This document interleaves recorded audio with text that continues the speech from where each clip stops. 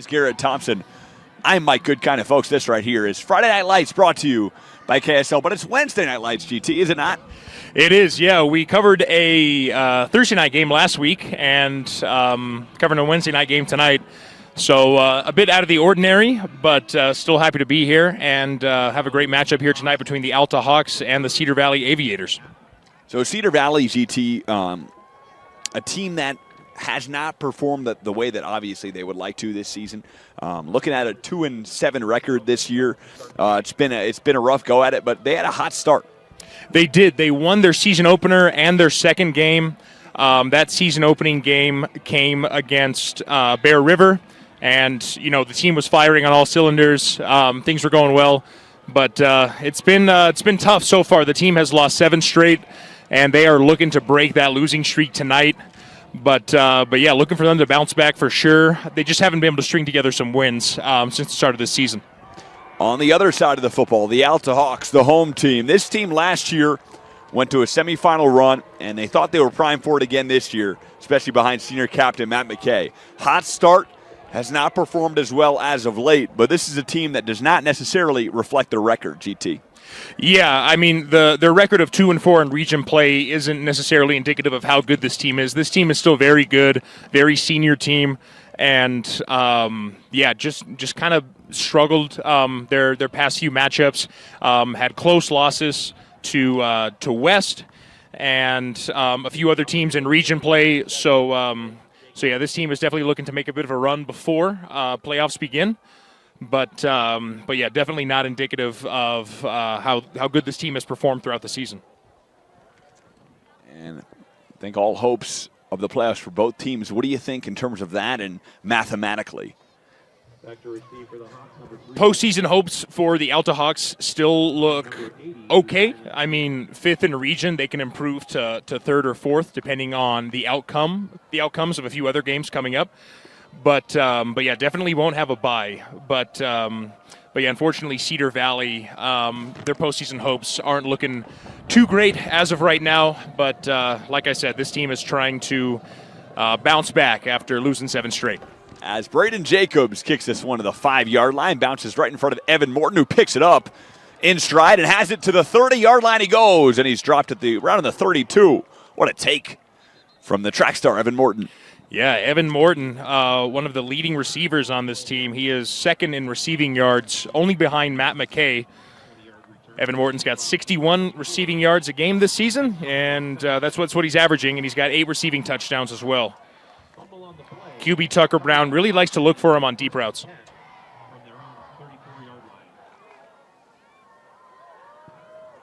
As if you are just joining us here with KSL Sports, we appreciate you listening in. On the coverage of this one, as 11:52 is on the clock. And we bring in the coverage of the Alta Hawks and the Aviators from Cedar Valley. Here's Tucker Brown from the shotgun. And we got some yellow already, GT. Yeah, that one is going to be a false start on the offense.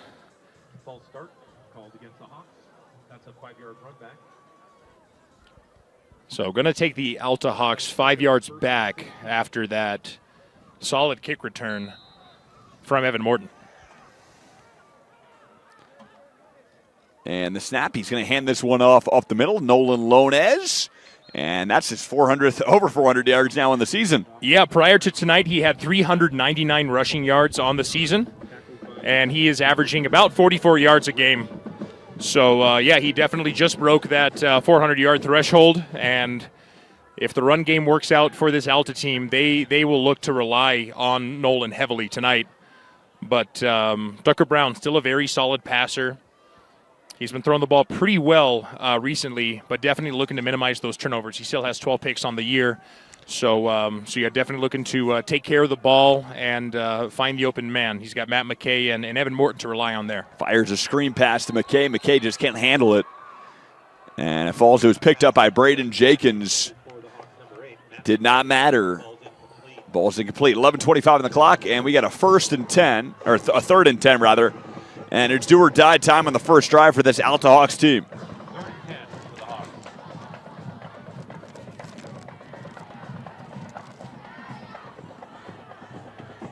And here he is, the junior quarterback, Tucker Brown, in his first official campaign as he flushes the pocket. He's got room to run, and he breaks for a first down and more as he's rushed out of bounds. Number 2, Tucker Brown, left out of the pocket. And Holden Rich responsible for that rushing out of bounds, but nonetheless, Tucker Brown gets first.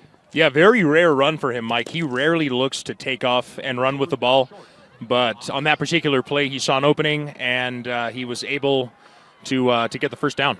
Or fourth down, rather. They're going to about an inch or two shy, GT. Yeah. Again, I thought he got it.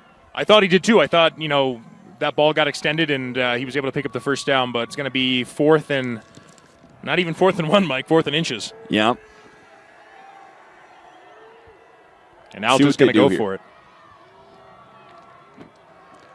As Brown hands off to Lonez. Lonez, yes, has space and gets the first and more to the 46-yard line as he extends his arm to signify we got the first. Big hole opens up, pick up of about 12 yards on the play. Good enough for Great run there by Lonez. by Cedar Valley. I feel like you're seeing a lot of teams. Of course, in that situation, going for it definitely makes sense. If it was 4th and 10, or 4th and long, definitely would have punted there, given the field position. But yeah, see that a lot in the NFL these days too. Detroit Lions coach Dan Campbell going for it a lot. I feel like he's inspiring a lot of coaches across all levels. A lot of Detroit not necessarily happy with him going for it, I think, in the postseason last year, but Dan Campbell, legend. Yeah, legendary player and coach. And that was a face mask on that last play, so that brought him ahead a few more yards. As here's Lonez again. He's got a lot of room to run. To the outside he goes, and he breaks to the 22-yard line. Nolan Lonez looking for 400 today, and he's well past that on that one. Yeah, he's really been the star of this drive so far, Mike. And Cedar Valley's defense really does not have an answer for the Alta run game. And I think head coach Blake Burdett is going to keep running the ball until they get stopped here. As Brown hands off again, why not? It's working thus far. Lonez up the pipe, breaks for about 6, maybe 7, and another solid run for the senior.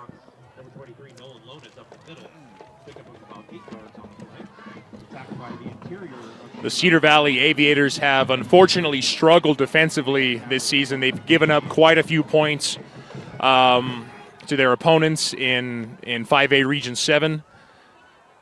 And I'm curious to see if they can turn it around here. Second and short. Lonez looks like he's going to get it, and he does as he extends for the first down. And Nolan Lonez, it's been all 23 on this first drive. Yards on the play, good for a first down. I remember when you and I covered the Alta East game, and East High's run defense was pretty solid. And they also a team that relies heavily on their own run game. But yeah, Tucker Brown definitely aired it out a ton that game, but clearly the Hawks are having a field day running the ball on this drive. As Brown hands off again to Lonez. Lonez wrapped up nicely, and responsible for the tackle is going to be number 73. I think 78 rather, Timothy Snell on the tackle. The defensive lineman.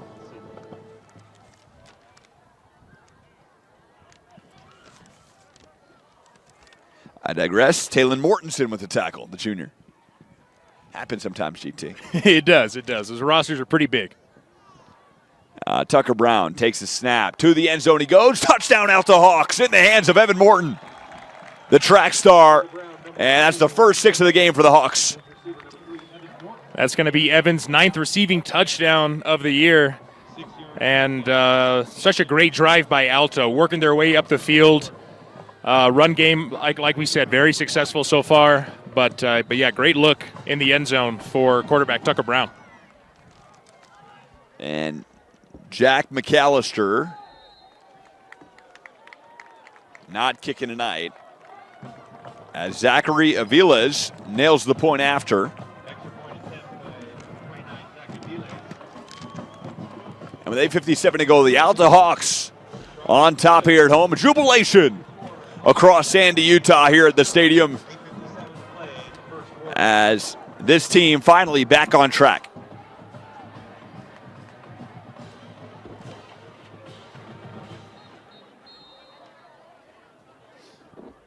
And Cedar Valley, GT, we've talked about this. There's been some question marks at the QB1 position, whether it's going to be Cole Christensen, whether it's going to be Landon Johnson. And tonight, I think you're under the impression that Landon Johnson is going to get the nod. I think so, Mike. He's been playing really well the past couple games, and I just think he's going to get the start tonight. Number 29, Zach Aviles. As Zach Aviles will kick this puppy off.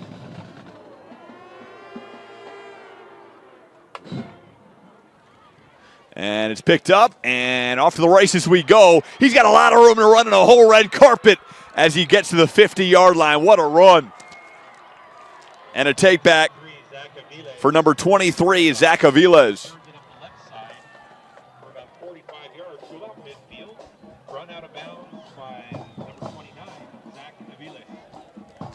Luke Ballard with the return to the 50-yard line. And Zach Aviles thought he had a good kick there. Very solid kick and a very solid return. The Aviators are already in Alta territory with that kick return, putting themselves in pretty good position to start this drive. And here we go.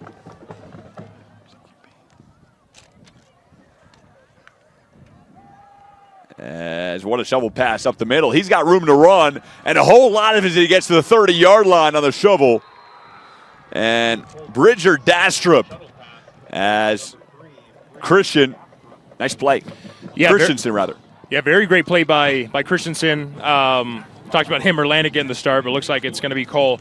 He's a very good QB, and Bridger Dastrup, second leading receiver for the Cedar Valley Aviators, averaging about 31 receiving yards a game. And doesn't get a whole lot of targets, but he makes up for that lack of volume in yards per reception. And we saw that right there. He averages about 16 yards per catch. As Christensen takes a snap, throws a screen pass, and he breaks a tackle and gets to the 25-yard line. Number 2, Cole Christensen pass complete to the right flat to number 13, Brecken Pearson. Nice play by Brecken Pearson for a gain of maybe 3 or 4. And a 2nd and 6 here to the result. And this Cedar Valley team is talented despite their record. And I think one of the main issues they've been running into is, those tough matchups in 5A Region 7. They got, teams like Timpview and Orem, and, trying to score on those defenses is just tough. As Christensen in trouble, and he is sacked in the backfield. And Noah Forbes got there, the senior linebacker. Good heads-up football.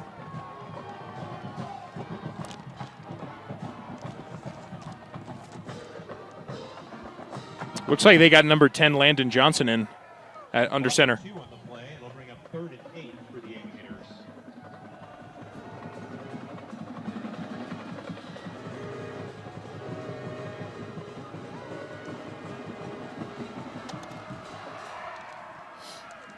Cole Christensen out of the shotgun. Under 7 to go here in the first quarter. And the Cedar Valley Aviators on the run on a solid first drive. Throws that one over the middle, and it was through the hands of Bridger Dastrup.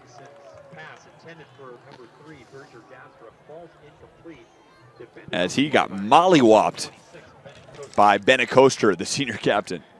Yeah, Bennett, one of the leading tacklers on this Alta defense. And that last pass was actually thrown by Landon Johnson, and the PA announcer got it wrong as well. They are switching QBs every few plays. That last play was actually number 10. And Landon Johnson fires that one and completes it to around the 16-yard line. You're right, that is Landon Johnson, and it's been Landon Johnson the entire time, GT. Yeah, no, they've been switching QBs here, and I think the PA announcer's kind of throwing us off a little bit, but they're also, playing interchangeably right now.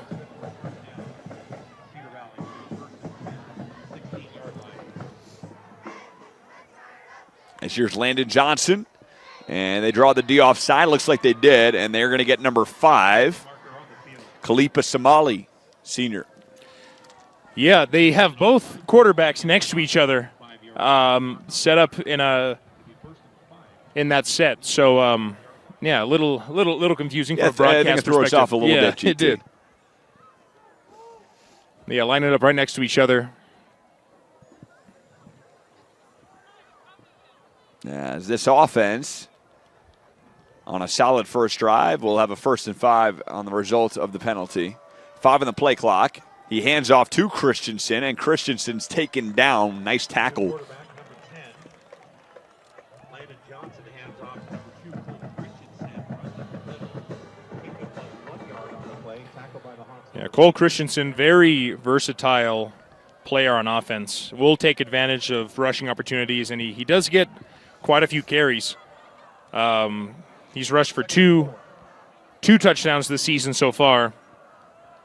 Both of those touchdowns came against Bear River. Bear Turner responsible for the tackle. Throw to the end zone. Looks like that's 6, and it is. Nice throw from Landon Johnson to number 4.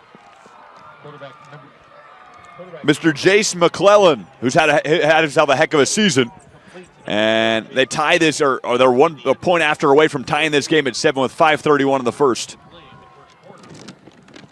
And a nice little hitch route there, GT, by Jace McClellan. Yeah, ran a great route, and Jace talked a little bit about him tonight. Senior wide receiver, team captain. He's their leading receiver. He averages about 44 receiving yards a game. He's not seen a ton of volumes.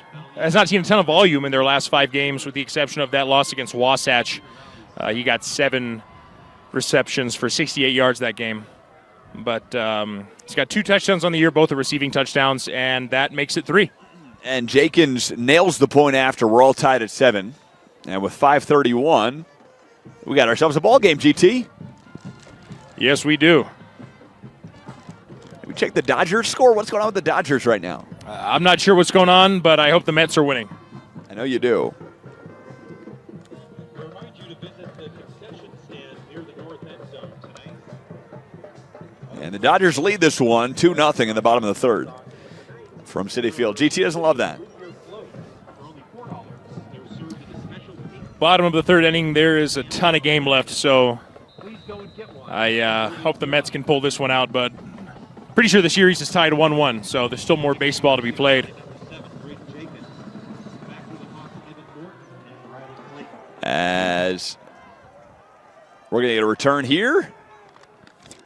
And he gets to about the 30-yard line, a solid return. 15-yard line. Run out of bounds at the 25 by Cedar Valley. Run out of bounds at the 30-yard line by Cedar Valley number 28, Carter Paulson.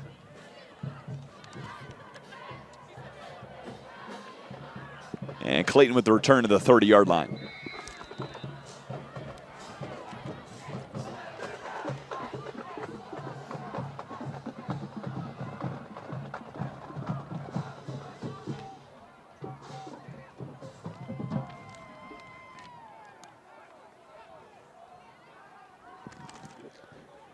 As Brown hands this one off, and Lones is stuffed at the line.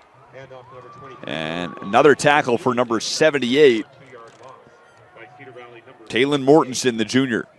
Yeah, Cedar Valley's defense already making a few adjustments. Alta really just able to run it down their throats on that last drive, as we saw. But great stop on that play.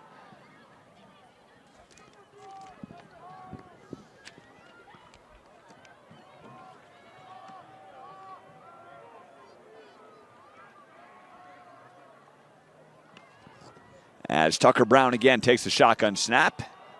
And Lones again wrapped up at the line by none other than 78. You heard his name before. Taylon Mortensen, the junior. Big man. And we got a 3rd and 15, GT. They've been backed up to the 25-yard line. Yeah, not a great situation to be in if you're the Alta Hawks. But the Cedar Valley defense has made some great adjustments so far after giving up a touchdown on that last drive. Tucker Brown from the shotgun. 4:06 and counting on the clock. Brown takes the snap. He floods the pocket. He's got room to run. He's going to take it himself. Why not? He's got a 1st down and more as he gets rocked by number 9, Jackson Monson. And Brown looks like he's going to be okay. Brown takes off out of the pocket of the quarterback keeper. Yeah, fans here on the Alta side not happy about that one. They thought it was kind of a late hit. And, from our perspective, it looked just a tad late. But as he was sliding, the defender who was coming to tackle him was already kind of going for that tackle. So, it was kind of a situation where the defender really couldn't do anything else. But, it looks like he's just fine here. Tucker Brown got a brave man. As we got a Wildcat formation, and Matt McKay gets back to the line of scrimmage, maybe. Matt McKay takes a direct snap, runs left, tackles at the line of scrimmage, no gain by Cedar Valley number 0.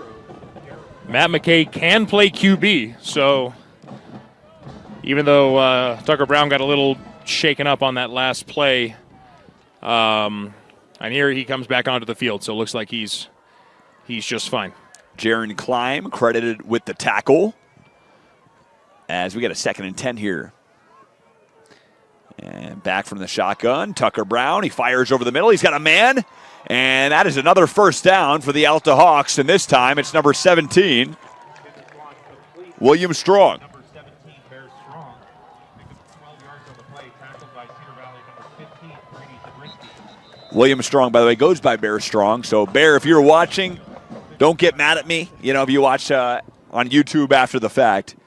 I just called him William by his first name. It's his birth name, you got, yeah. Yeah, cool nickname, though, Bear. Like that one. Not bad. No. Should be yours. But we call you Grizzle. You're Grizzle. I can only think of one person who calls me that, but, I'm happy to take the nickname. I mean, you are Grizzlin. Always, Mike, always. You are. Grizzle is an interesting term, is it not? It is, yeah. Fascinating term. We've looked it up before. Folks, we like to have fun in the booth. We're not like an uptight broadcast group. If you came for that, you came to the wrong broadcast to listen to. We got Tino Psyche here with us. We're having a good time. Tucker Brown takes a snap, hands this off to Lonez. Lonez cuts up the pipe for a gain of 2, maybe 3 on the plate. Lonez got a little help with some blockers there. And nice tackle, GT, by Gabe Billings there as he stopped the bleeding. Could have been more for Lonez. He's had himself a heck of a first drive. On the second drive, they managed to stop Lonez a little more. Yeah, like I said earlier, they made the necessary adjustments, and they were able to put a stop to Alta's run game earlier on in this drive. As Brown finds Matt McKay, who puts his head down and freight trains his way to the 25-yard line. Complete to the Hawks, number 8, Matt McKay. Matt McKay, 100 yards a game, GT, and he's showing you there how he continuously does it. Yeah, I mean, he has got the height and the hands at receiver. He's built more like a tight end. But yeah, he's had a phenomenal season so far. And looks like he just set an Alta High School record. Brown through the air to the end zone, almost 6 points as it goes right through the hands of Bear Strong. Yeah, just a little over Bear on that pass. But very good deep route. He had his man just a little off target with the pass. But, we've seen this Alta team. They can definitely execute on those types of plays. And a lot of offense thus far, GT. It's been a fun one for us here in Sandy and us here in the booth. Tucker Brown over the middle, got a man, and that's a nice little first down gain for number 88. First time we're seeing him today, Breck Warren, the sophomore. 15 yards on the play, tackled by Cedar Valley number 42, Gabe Billings. Gabe Billings on the tackle. QB Tucker Brown showing love to all of his receivers on this drive here in the first. And lining up with Nolan Lonez. Looks like they're going to run. Tucker Brown under pressure. Has to fire and finds a man. It's Lonez. Lonez spins his way to the 15-yard line. They're going to mark him at the 14. I thought he was going to hand that off to Lonez, but the pass rush came pretty quickly, and so he had to make a quick decision, but he was able to find Lonez on the screen. So picked up a few yards there off of a Cedar Valley blitz. Tucker Brown again from the shotgun, 2nd and 9, 17 on the play clock. Brown takes a snap. He's going to go to the air again, and through the hands of Nolan Lonez that time. It's going to be a 3rd and 9. Should have let him more, just a little bit on that pass, threw it behind him. And that's going to bring up 3rd and 9 here for the Alta Hawks. 46 seconds out from the end of the first. 7-up game. Tucker Brown from the shotgun. I believe Jack McAllister is out, so field goal might be out of the question. Let's see what they do. He throws a screen to Nolan Lonez. Lonez tries to spin his way out of trouble. He does after one juke, and he gets to the 16-yard line. A gang tackle from the Aviators. Going to get a gain of 3. Good for about 3 yards, 4-yard pickup. Tackled by Cedar Valley number 20, Jedediah Feller.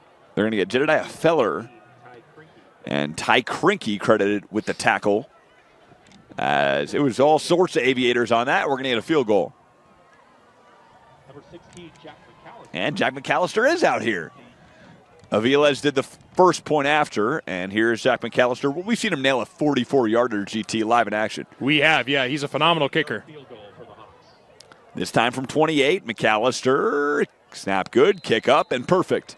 So McAllister gives the Alta Hawks a 10-7 lead as the first quarter comes to an end. Thanks for joining us here at KSL Sports. Mike Goodkind, Garrett Thompson, Tino Psyche. We appreciate you watching and listening. We're going to step aside here as we're going to take a break for the first quarter break. We'll be back here shortly. Don't move. Stay tuned. Keep it locked. Kicking off for the Hawks, Jack McAllister. Picking up for the Hawks, number 16, Jack McAllister. Back for Cedar Valley, number 23. And McAllister kicks this one through the end zone.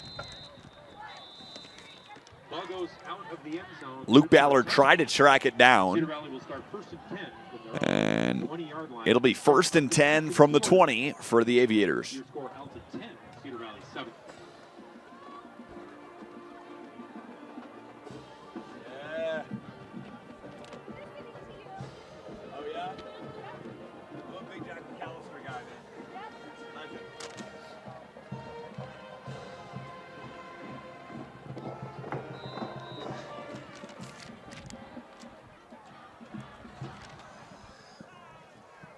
And it's going to be Johnson again from the shotgun. Yeah, Cedar Valley was playing a different QB every other play, it seemed like, last time their offense was on the field. As there's a potential first down for Aiden Laws, the team's leading rusher. As they're going to give him a first down. Aiden Laws, 10 yards in the first rush. Tackled by the Hawks, number 31. And we apologize for the late score adjustment. The current score that you're seeing on the screen is accurate. From a nippy night here in Sandy, Utah, GT was warm all week. And the cold front has arrived here in the Wasatch Front. Yeah, a cold front is on its way, and it'll be here by Friday. I think the high in Salt Lake is 51. As Johnson hands it off up the middle, and a solid game for Aiden Laws again. We give him 8 yards on the play. Number 31, Cash Vigos, and number 11, Cole Albrecht. Cole Albrecht responsible for the tackle, along with number 31, Nicholas Vigos.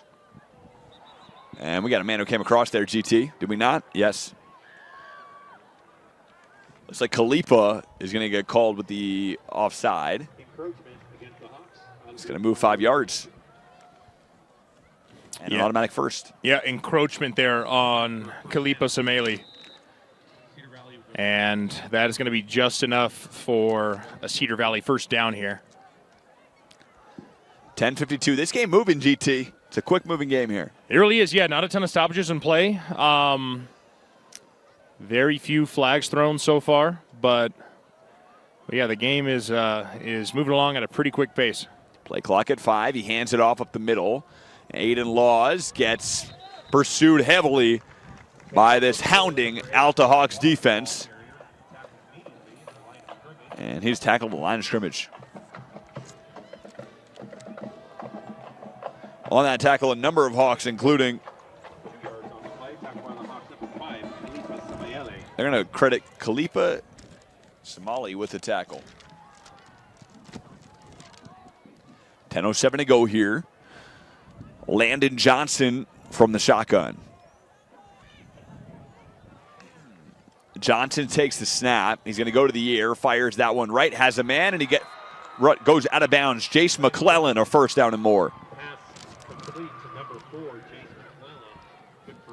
The pass game working pretty well for the Aviators on this drive. And McClellan doing what he does best for his team here.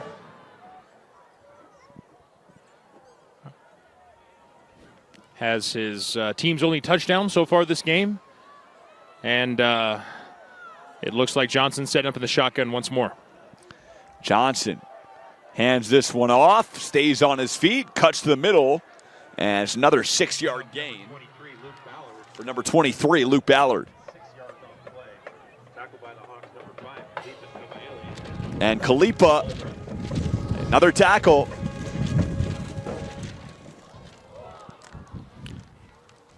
Yeah, Khalifa Somali currently averaging 12 tackles a game. And the junior middle linebacker is truly a force for this Alta Hawks defense.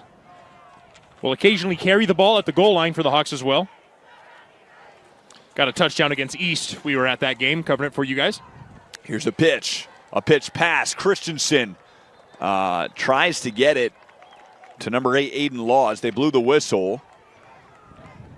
I wonder what the call is here. Aiden Laws went out of bounds at around the 42-yard line, and they'll mark him there. So it's going to be a 3rd now and 9 on the negative play. Yeah, that last play was unfortunately not executed super well for the Cedar Valley Aviators. It was Landon Johnson to Cole Christensen, and then Christensen dumped it off to Aiden Laws, but Laws tackled for a loss on that one. So it's going to bring up 3rd and 8 here for Cedar Valley.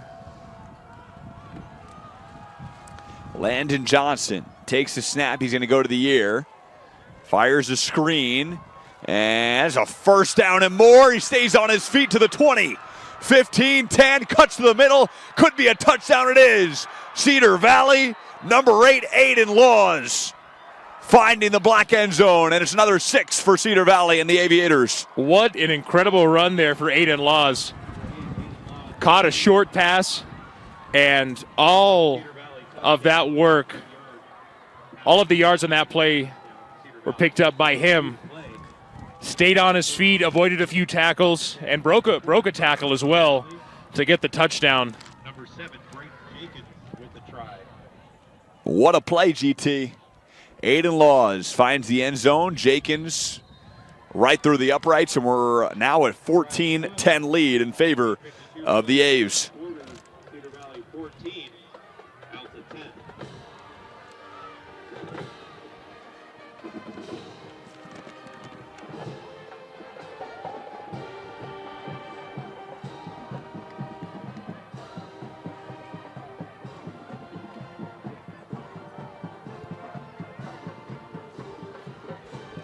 So 14-10 GT. We've seen a lot thus far. 2 touchdowns for the Aves. 1 and a field goal for the Alta Hawks. What stands out to you so far? Well, first of all, that run or that touchdown reception for Aiden Laws. Pass rush came, and Landon Johnson had to get rid of it quickly. Short lateral pass to Aiden Laws, and he did a ton of work after the catch on that one. Stayed on his feet, avoided a few tackles, broke a tackle about 3-4 yards outside of the end zone. And, yeah, just a phenomenal run there. But yeah, a few surprises here for the Cedar Valley Aviators. Their offense is just rolling right now. And Alta's defense not able to give an answer, especially on that last drive. As Jenkins boots it right through the end zone, so the Alta Hawks will begin at the 20-yard line. And the Alta Hawks, unexpected. Their defense is great, GT, and they've kind of been exposed here in the first half, unexpectedly. Yeah, a couple penalties and, you know, just a phenomenal job airing the ball out from Cedar Valley have really prevented this this Alta defense from shining through tonight. And it's a handoff up the middle for Nolan Lonez, who works his way to the 30-yard line. Lonez, another first down with 8:42 and counting in this second quarter. Tackled by Cedar Valley, number 15, Brady Zabriskie. Brady Zabriskie, solid tackle as he meets him at the 30.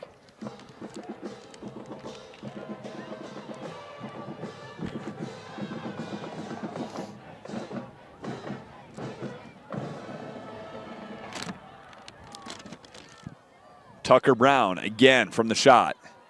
Takes a snap, hands it off, and a nice spin move. He's got room to run as he breaks to the outside. Nolan Lonez still on his feet to the 50. Now to the 45 as he stiff arms his way out of bounds.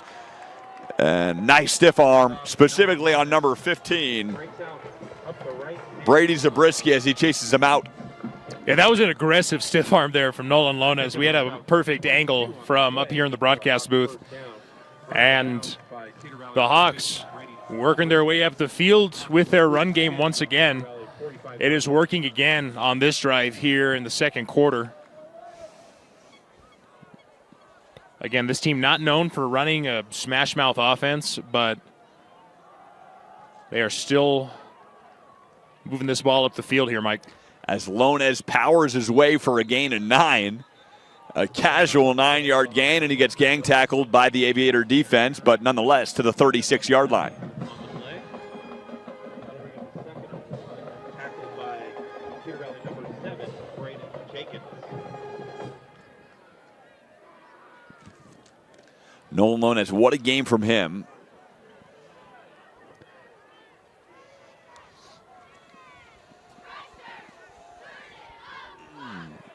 From the shotgun, Tucker Brown takes a snap, play action pass, goes to the air in the end zone. Oh, just through the hands.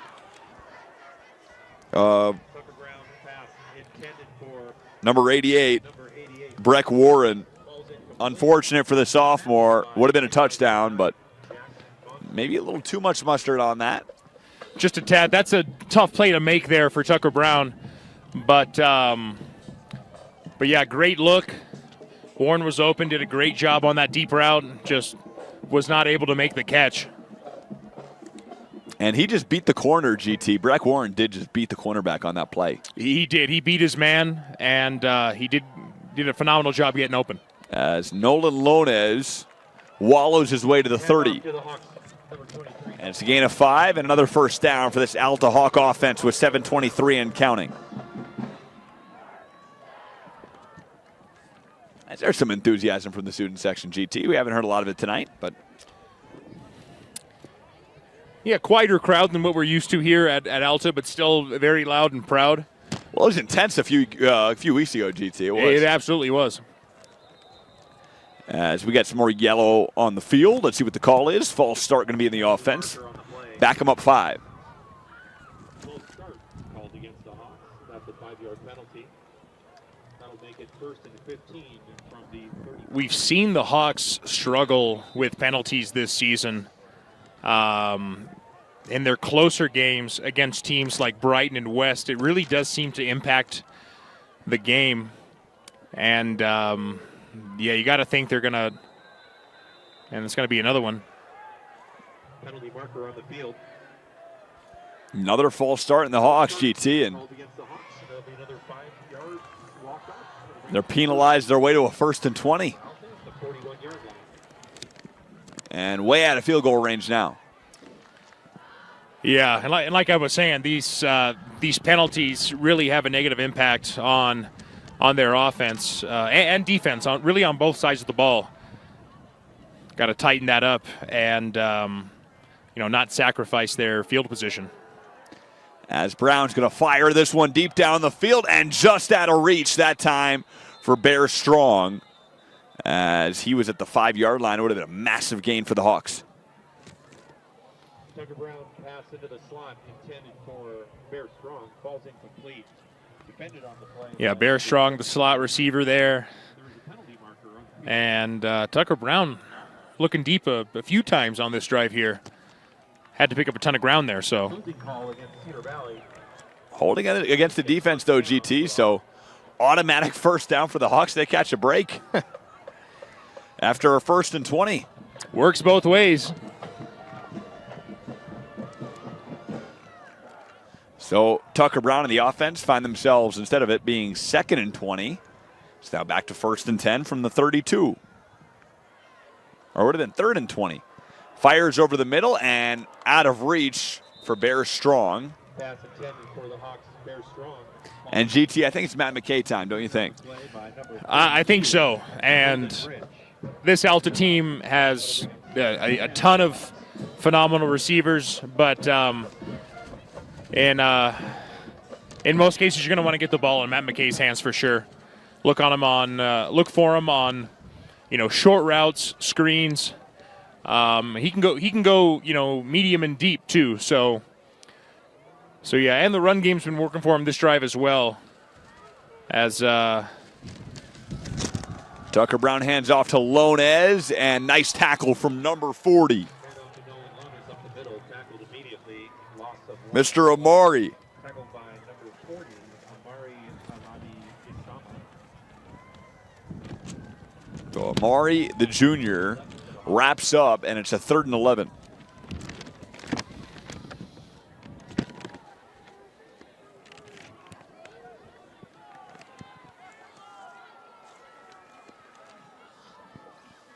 .547 and counting here.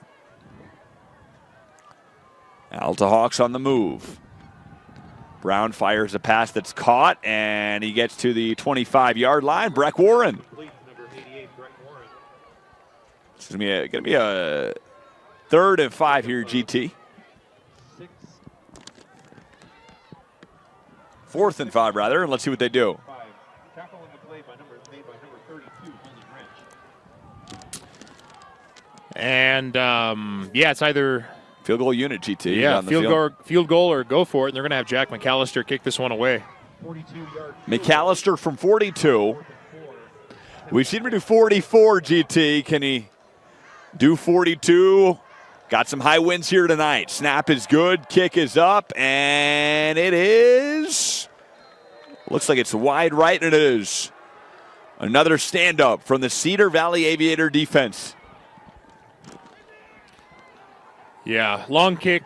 Tough one there for Jack McAllister. Was just a tiny bit wide and to the right. But like you said, we've seen him make 44-yard field goals. He's a phenomenal kicker. And so if they find themselves in that position again, I have no doubt that he can sink another one. High winds, GT, to the east. It was not an easy kick. Not at all, no. To the west, rather.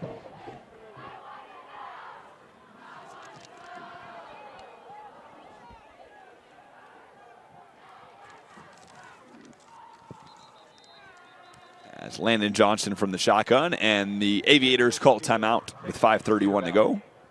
5 minutes, 31 seconds to play in the second quarter.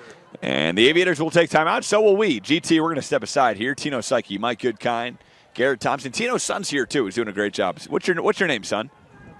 Quentin. Quentin Psyche also here with us. Appreciate you watching and listening. Don't move. We'll be back shortly.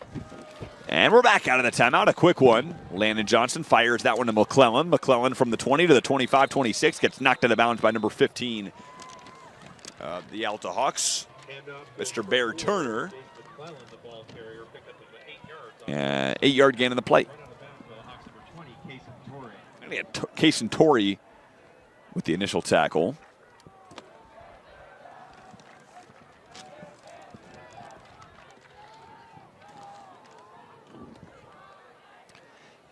Landon Johnson out of the shotgun. And did they get the Hawks? Looks like they're going to get an encroachment call. I thought I saw movement specifically from number 11. Cole Albrecht. They're going to move this 5 yards forward. Yeah, another offsides called against the Hawks. Really have to do a better job of tightening up on defense and, not jumping too early. On the flip side, Cedar Valley doing a pretty good job at making them jump early and, faking them out a little bit.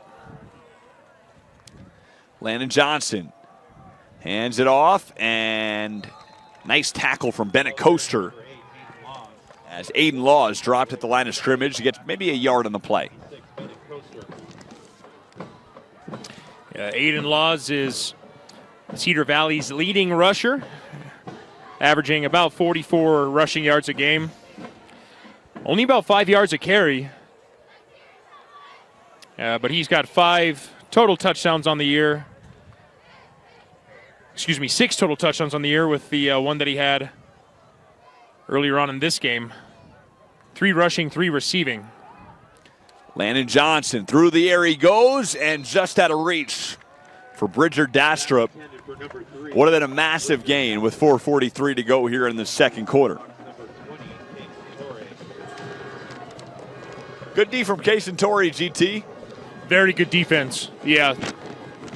Was able to stop that play himself and prevent a massive gain for Cedar Valley. I'm not sure what the theme is. I was going to say, GT, is it section. Clown Night? I'm not sure. Circus themed? Circus themed? I don't know. It's either that or Pennywise. I don't like it. It's scaring me. We are in the middle of spooky season, right, Mike. Exactly. So. Yes, we are.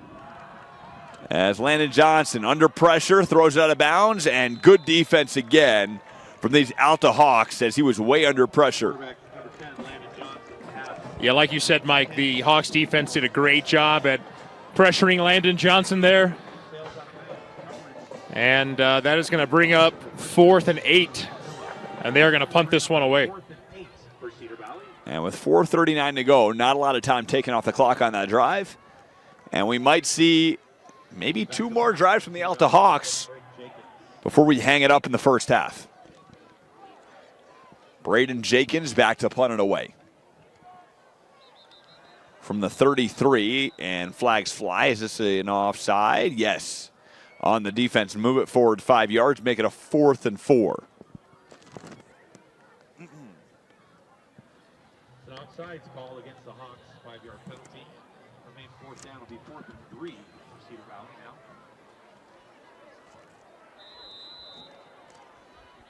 This is doable now, GT. They can go for this. They certainly can. Alta still has a man back to receive this punt, but Cedar Valley's still discussing their game plan here. Yeah, they are going to punt this one away. You never want to be the defense on a 4th and 4 or less. You really don't, yeah. Don't think we're going to see a fake here, but yeah, that's going to be another. Wow. Some more flags in the field, and offside, and an automatic first down it will be. Bring the offense back out, and Landon Johnson. Heard a couple jeers from the Alta crowd here telling their defense to get it together. They are just not doing a great job at, going when the ball is snapped. They're jumping too early every single time here, and so special teams is coming off the field, and they're going to bring their defense back on.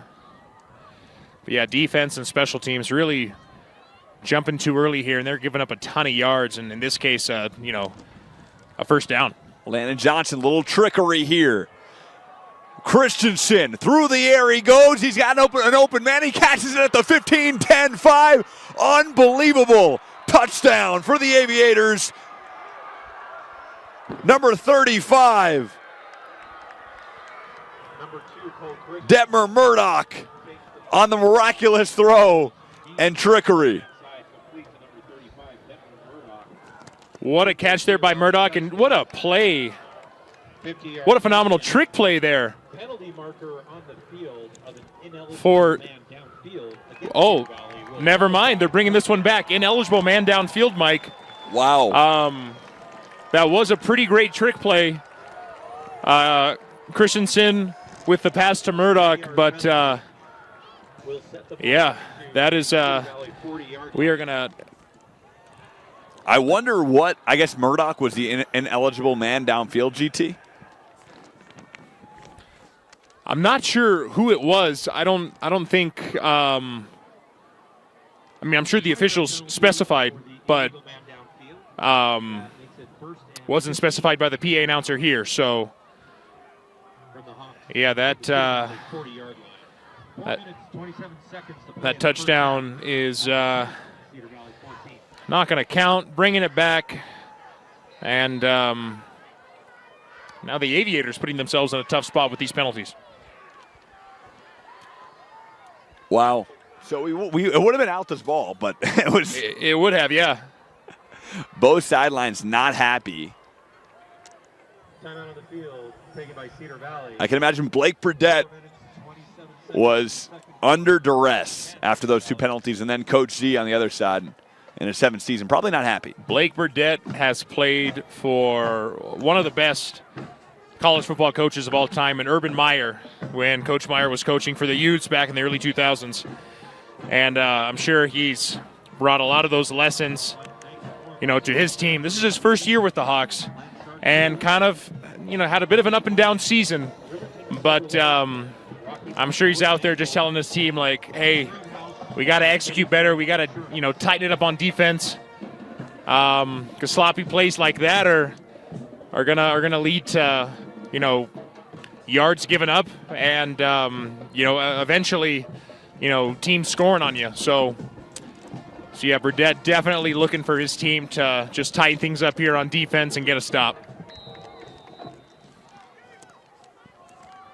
As now, Cole Christensen, if I'm not mistaken, is that Cole or Landon, GT? Yeah, it's Cole. He hands it off. No, he takes it himself. And he's got a lot of room to run to the 40.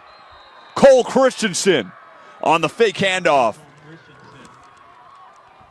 And he's taken down by number 25, Riker Ellis. Good wrap up, but nonetheless a massive gain, another first down for the Aviators. The senior quarterback definitely has some wheels in the open field. We discussed it before, Mike. Very versatile player for this Cedar Valley offense, and he is not afraid to take advantage of those run opportunities, and picked up quite a few yards on that last play.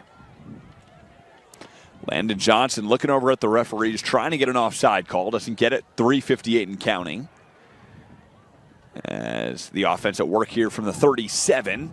Fires right, Jason McClellan, and Riker Ellis. Nice wrap up as it's gain of maybe 4 in the play. Johnson complete. Pass to number 4, James McClellan. Great tackle there by Ellis. And About 5 on the play, tackled by the Hawks. Number got about 5. 3 minutes and 30 seconds left here in the second quarter, Mike. And if you're Cedar Valley, you're definitely looking to score. Thought they had one with that pass to Murdoch. But if you're Alta, you're definitely looking to get a stop here. Johnson hands it off up the middle. It's a first down and more for Aiden Laws. And with 3:11 to go, they are knocking on the doorstep of the red zone, GT. Runs up the middle. Yeah, and Matt McKay limping just a little bit after that last play. Matt plays both sides of the ball. As a wide receiver and defensive back.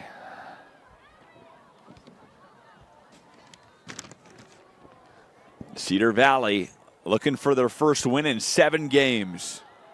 As somehow it gets into the hands of number 23, Luke Ballard, as he gains 3 on the play. Did you see how it got into the hands of Luke Ballard there? Yeah, it was a pitch to Ballard on that last play. It was a fake, and then they pitched it. Yeah, fake and then a pitch. Yep. It got me on that one, GT. Yeah, no. I shouldn't be a D coordinator, I'll tell you that. I mean, the play calling tonight for Cedar Valley has been pretty good.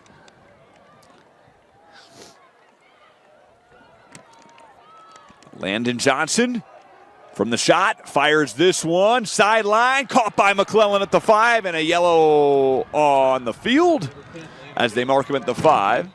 See what the flag is.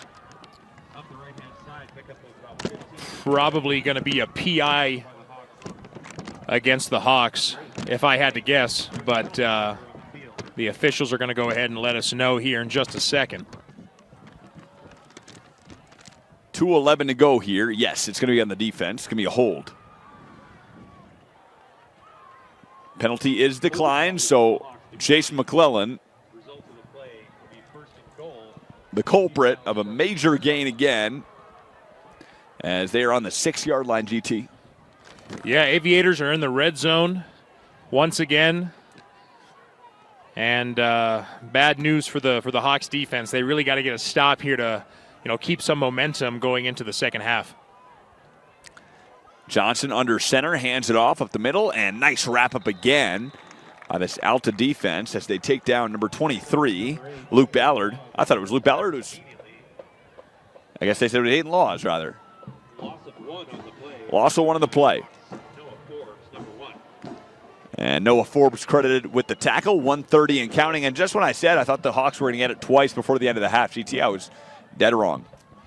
Yeah, the Aviators have retained possession for what feels like 20 minutes here in the second quarter. Obviously not, but yeah, they've done a great job retaining the ball here. Here's Laws to the outside, and some more flags fly.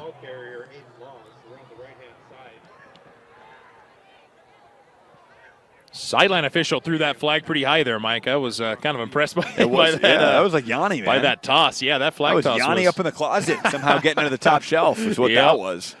Hand in the cookie jar. Wow. On the defense again, GT.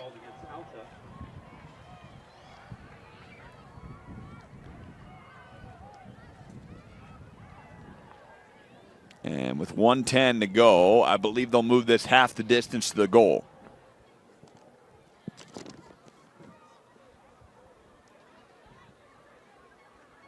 Coach Burdett and his staff are definitely going to have a talk with their defense about these penalty calls.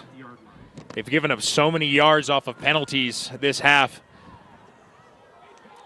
Not an automatic first, 3rd and goal. McClellan on the screen. He loses it. Was it a fumble? No, an incomplete pass. And that could have been 6 for Bennett Coaster as he was off to the races. Yeah, absolutely. But McClellan did not have full control of the ball, and officials ruled it incomplete. So the Aviators are looking at 4th and 2 here, Mike, and they're going for it.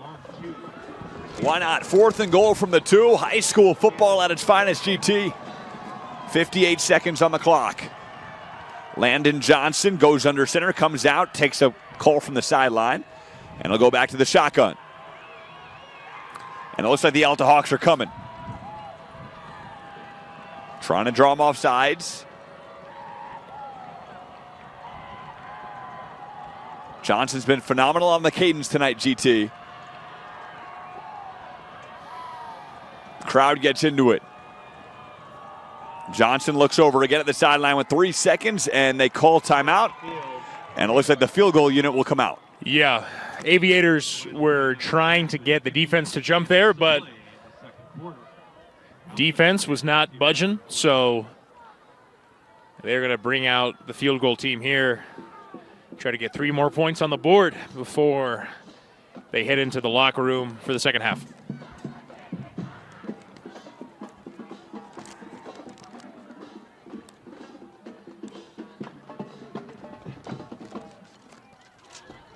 .58 seconds to go here. And what a night, GT. Is that a full moon tonight?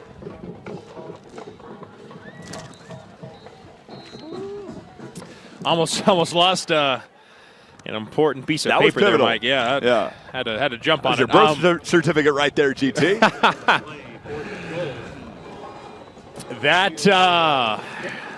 That is a full moon. Yeah. It's a full moon, GT. Got some cloud cover tonight, but the moon is peeking its head through the clouds. And snap is good, kick is up, and make it 17-10.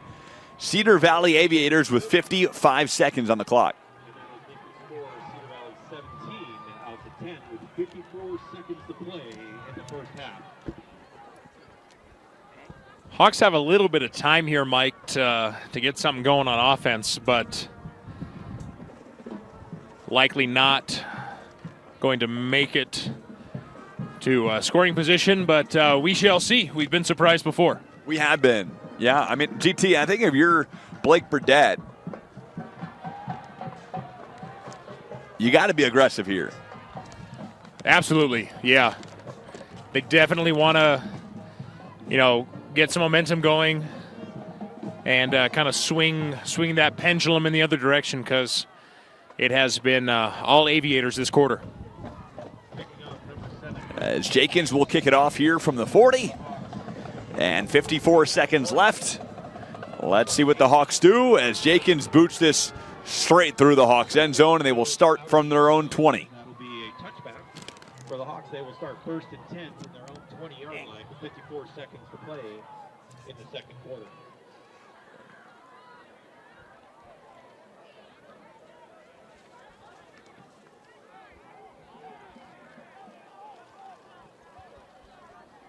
I'm kind of fascinated by those houses over there, Mike, on the east side of the football field.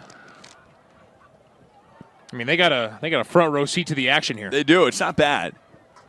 Too bad it's not a New York Giant game there.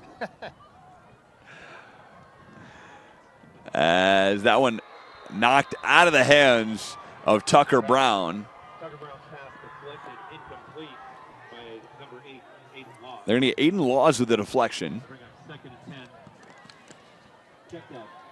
Number 11, James Young with the deflection. James Young with the deflection. I knew it was Aiden Laws. Yeah. Correction there by the PA guy here at Alta. Doing a great job tonight. He is. Yeah, no, he's a phenomenal announcer.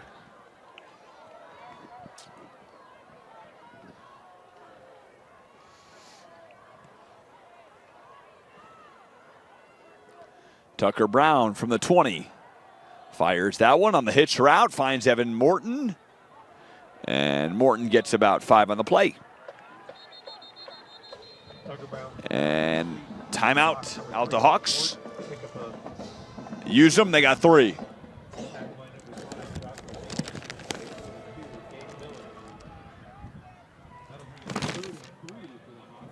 And we're back here from Sandy, Utah. Mike Goodkind, Garrett Thompson on the call.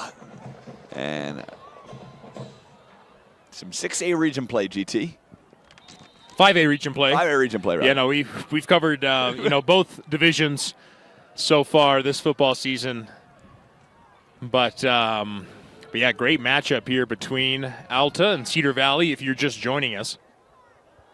Tucker Brown under pressure. Over the middle he goes and through the hands of Nolan Lonez with 38 seconds. Tucker Brown's pass over the middle intended for number 23. And it's a 4th down for the Alta Hawks. They'll bring out the punting unit and pretty much say goodbye to all hopes of scoring in this half.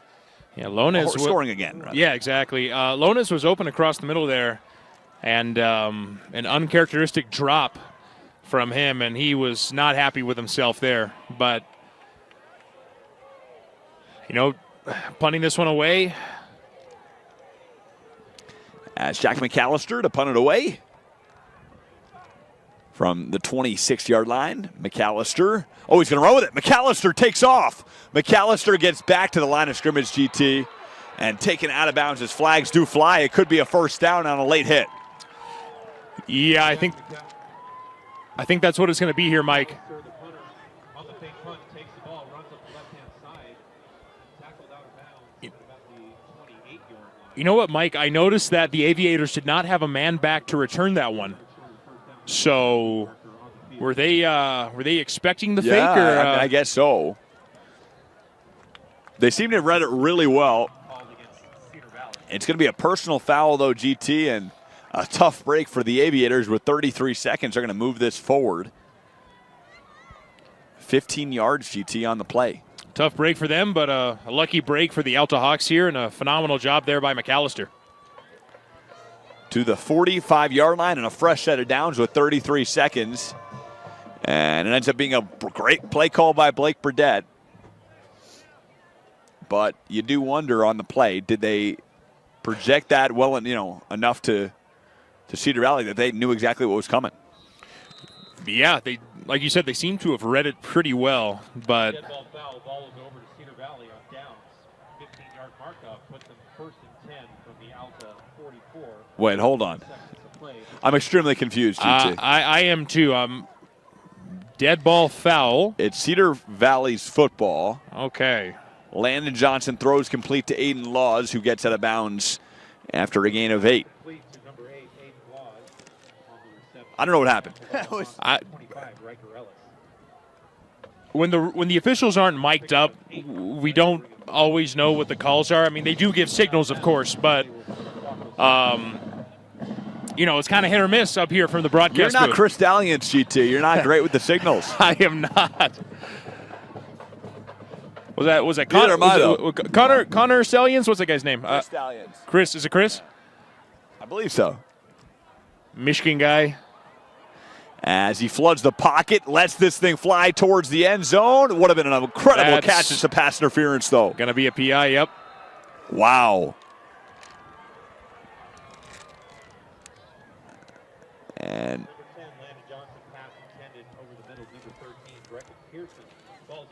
Brecken Pearson draws it. Looks like they're going to get number 39. Is that a 39, GT? Pass interference called against the Hawks.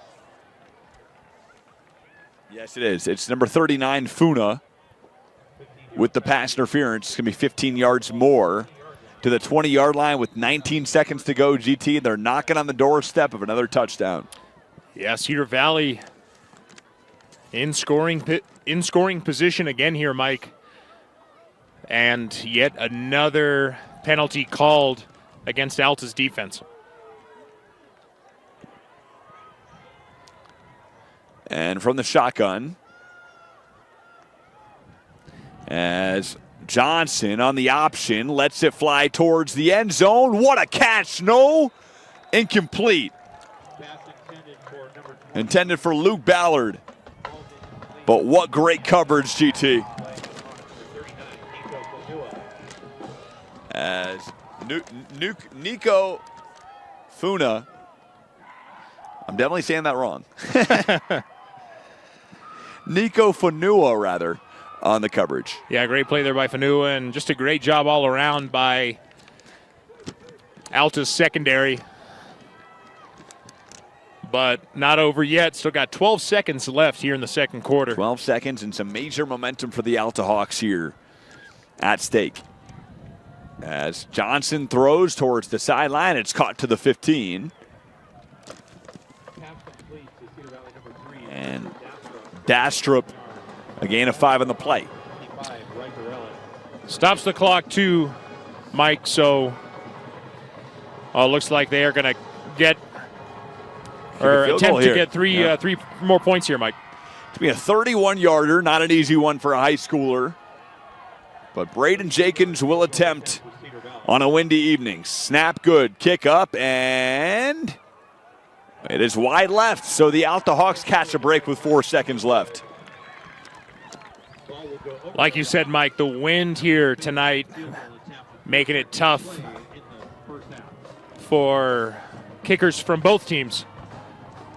As we saw there on that last attempt, no good, and much needed break here for the Hawks.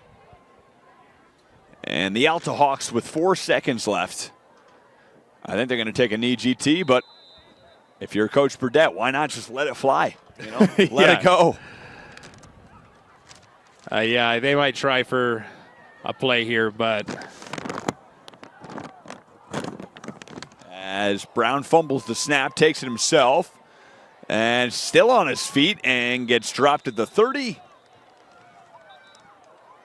by Jackson Monson, and that'll do it for the first half. We will head into the break. The Alta Hawks trailing at home 17-10 to the Cedar Valley Aviators. We will have the second half for you here on KSL Sports Appreciate you staying with us. And the final act coming your way next, right here on KSL Sports. We are back here live from Sandy, Utah. That's Garrett Thompson on my good kind. We are live at the half from the booth on a chilly night here in the beautiful Wasatch Front GT. But surprisingly, great first half from Cedar Valley. I think we were expecting the Alta Hawks to come out on top, but hey, we find ourselves 17-10 Aviators at the half. Yeah, the Alta Hawks defense has really been struggling so far in this game, Mike. A lot of penalties called, and with all those flags thrown, they've just given up a ton of yards to Cedar Valley's offense, and that offense is playing phenomenally well. They're running the ball well, throwing it well, and they have 2 touchdowns and a field goal to be up 7 here in the second half. Well, Jason McClellan's been playing great, and he's been the primary receiver for them. We knew it coming into today's game, but he had the first touchdown. He really set the tone for this offense. Yeah, absolutely. And this is a guy who averages about 44 yards a game. And, all of their receivers are just playing phenomenally well, and quarterback's just doing great.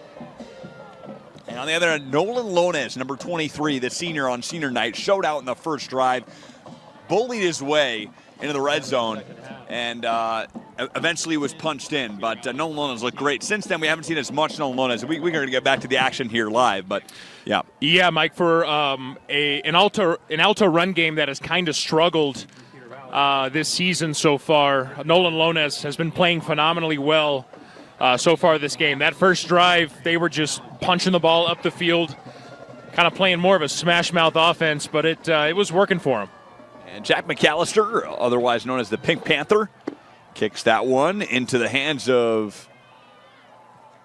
Oh, and my papers flew there. And nice scuffle at the 20, and that's where they'll begin. Number 23, Luke Ballard,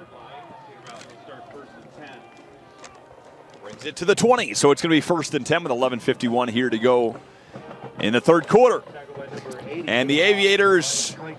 GT, if you are the Alta Hawks, you got to get a stop here, get the momentum back on your side. Yeah, absolutely, and that's obviously the goal every time that they step on the field.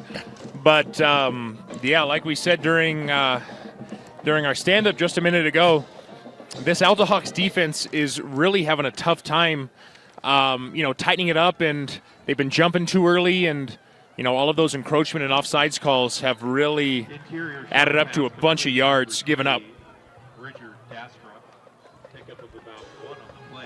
By the Hawks, 43, Mason Townsend.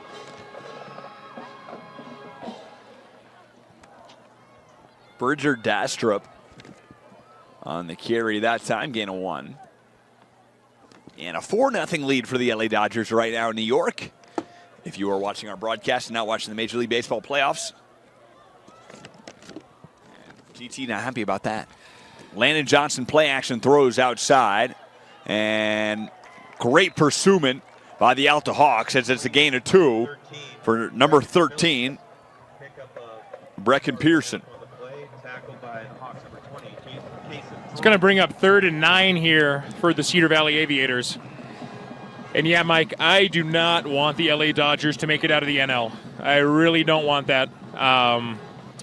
What would be cool, though, is if the Mets make it out of the NL and the Yankees make it out of the AL. A little Subway Series for you, GT. That would be awesome. Yeah. LA Dodgers and the Yankees have not played in a World Series since 1978. Or am I wrong? Was it 88? Goes to the air. Johnson finds the man. There we go. Pearson, major gain and a first down to the 42-yard line. Great catch there by Pearson. It could be way up. I think 88 GT. The lockout season. It was, they played like 40 games or something.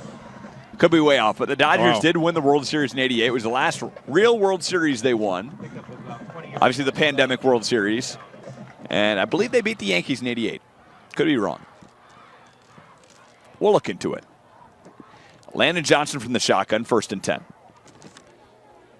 Well, you definitely know baseball history better than I do. But yeah, that's going to be a great series nonetheless. Landon Johnson hesitates, over the middle, finds a man, 40, 35, 30 into the 25-yard line.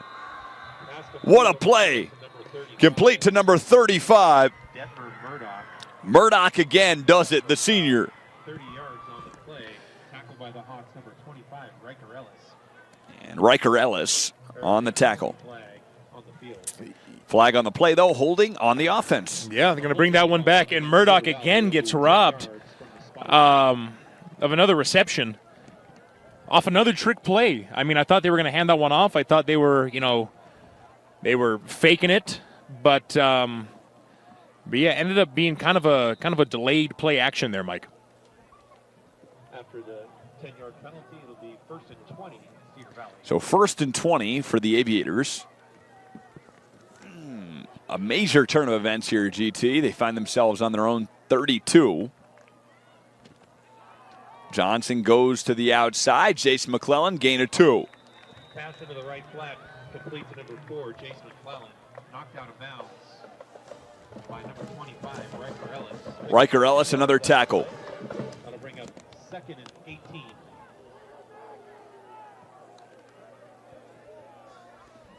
And 2nd and 18 here. Alta Hawks trying to recapture that momentum as they took an early lead here. Did they? Yeah, they took the first lead. Did they not? Am I wrong? Yes, they did. They did. They did score the first touchdown of this game. Johnson fires this one. It's caught. And he gets to the 43-yard line. Nice play from number 8, Aiden Laws. Yeah, and that touchdown was scored by number 3, Evan Morton, the junior wide receiver and track athlete. Yeah, 3rd and 9 here for the Aviators from their own 43-yard line. And the fall officially here, GT, finally feels like it, at least from the Wasatch Front. On a chilly evening here in October, as Landon Johnson fakes both, stays on his feet, fires that one, and caught by Laws to the 45-yard line he goes. Gain of 2. Number 8, Aiden Laws, good for about 2 yards. Tackled by the Hawks, number 43, Mason Towla. And Mason Towla on the tackle. 7, Cedar Valley. Yeah, that's going to bring up 4th and 7 here for Cedar Valley. And they're going to go ahead and punt this one away. Number 7, Greg Jenkins. And Jenkins to punt it away.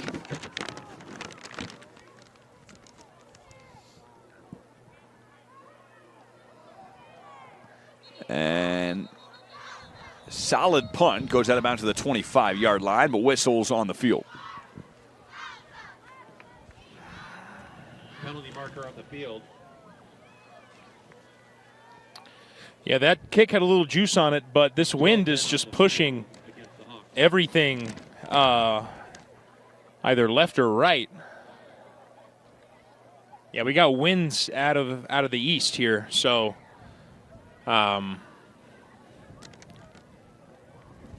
GT, and another 4th and short for Cedar Valley. They're keeping the offense out there, GT. Mike, these penalties are just tearing Alta up right now. The best thing they could do here is force a turnover on downs, get the ball back, gain the momentum back, and take over from the 50. Yeah, absolutely. But if they give up another first down here, that's going to give Cedar Valley all momentum back. And if that first half was any indication, this offense is not afraid to throw deep. Landon Johnson fakes it. Aiden Laws dives for it. Does he get it? Or was he a yard shy? Let's see.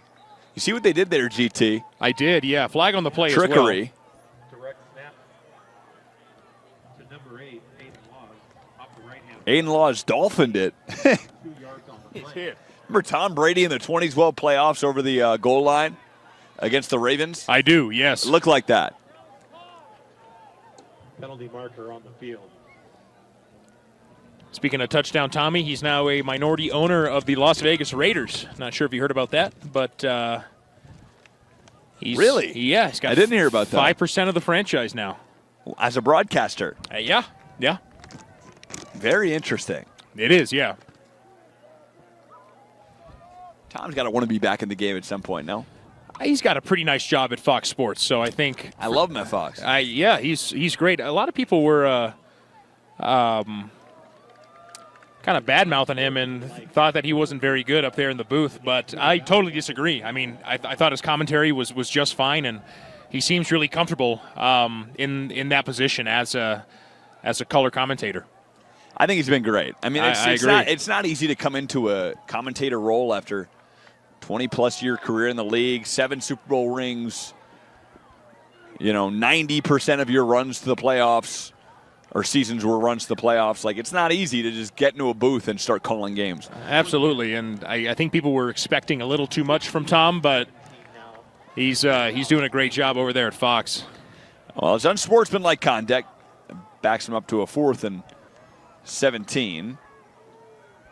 And Jenkins will punt it away, and actually, the initial penalty was a good thing, GT.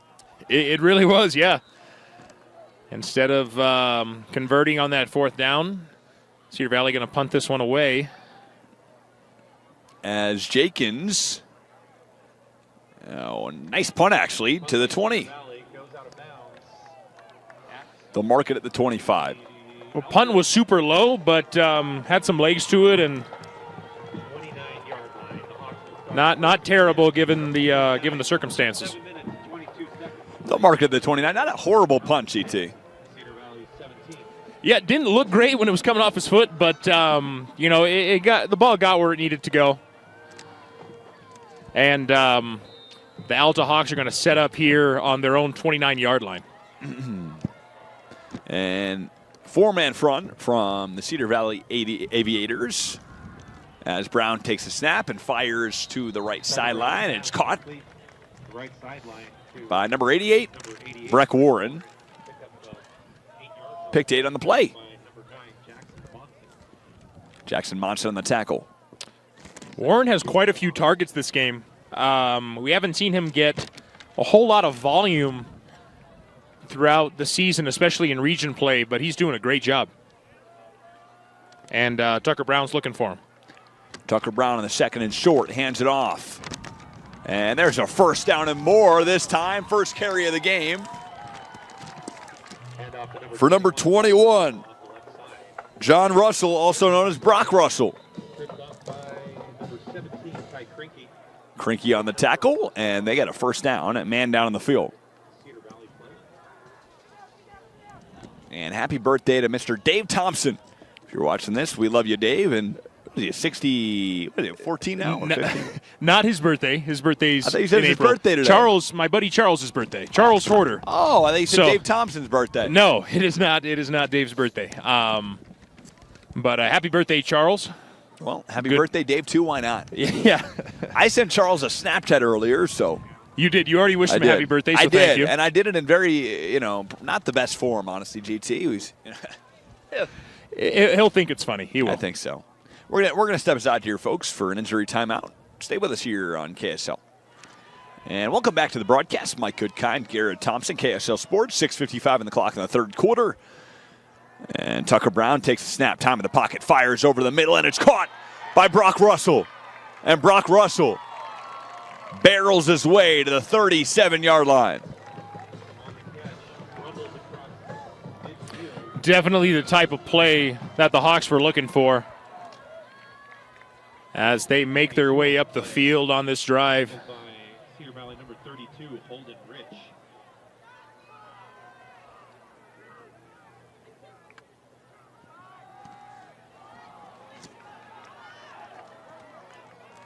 And another completion. Evan Morton on the catch, gain of 7.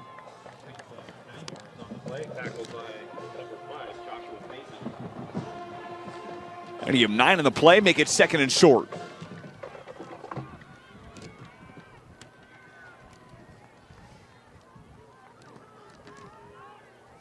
Six minutes and counting here.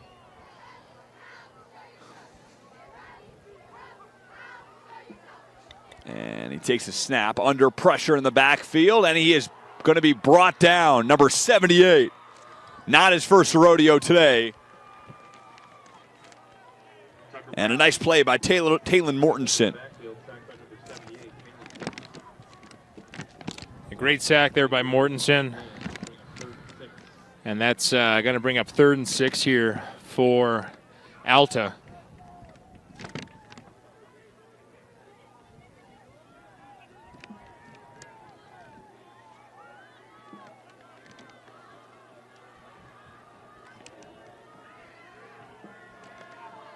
Tucker Brown takes a snap, play action, fires over to the left sideline. It's caught by Evan Morton for a first down. And this offense seems to be back in rhythm, GT. Yeah, they really do. Great conversion there on the 3rd down, and they are slowly approaching the red zone here.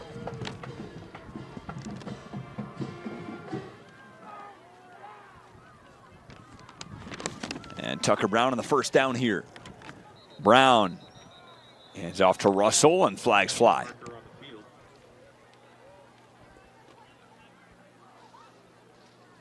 False start on the offense. Blake Burdett probably not happy with that one. Back it up 5.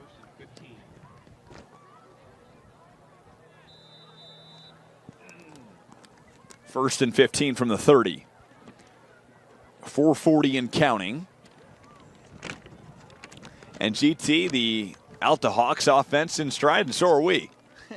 Best part of the game, 3rd quarter. You're feeling good. Yeah. Yeah, and this has been an exciting game throughout.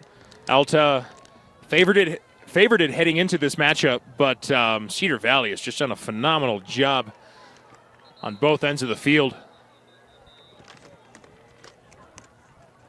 And whistles on the field. And a delay of game on the offense, GT.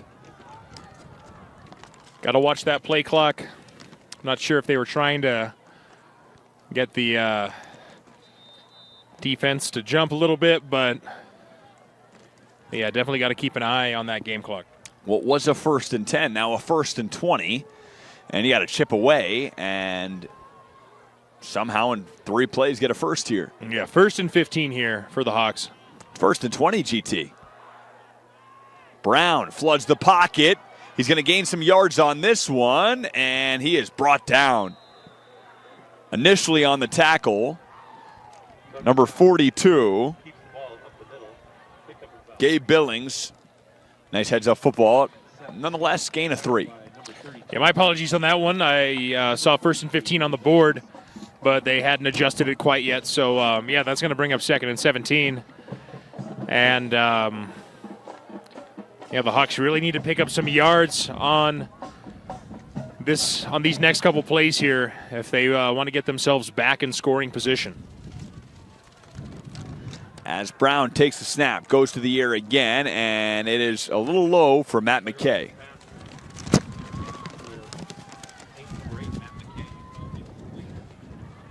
And the winds pick up here. Not great conditions for a Jack McAllister field goal, GT. Yeah, unfortunately, these winds are kind of picking up here towards the end of the 3rd quarter, and it's going to make a long field goal tough for McAllister, but they can still convert on this 3rd down. They got a ways to go. As Brown takes the snap, under pressure in the pocket, delivers one, but picked off. What a play. Aiden Laws, the running back, came out of nowhere and makes the play at the 18-yard line. Aiden Laws, the sophomore running back / wide receiver / cornerback, with a great play there. And with that interception, Cedar Valley going to get the ball on their own 16, or 17 rather. Tucker Brown's looked really good here tonight, GT, especially on that drive. But like you said, the interceptions for him have been a dilemma for this offense. Yeah, they really have. That's his 13th interception on the year. And play action pass from Johnson, incomplete. Intended for Luke Ballard. Yeah, definitely something that Alta looks to minimize against region opponents.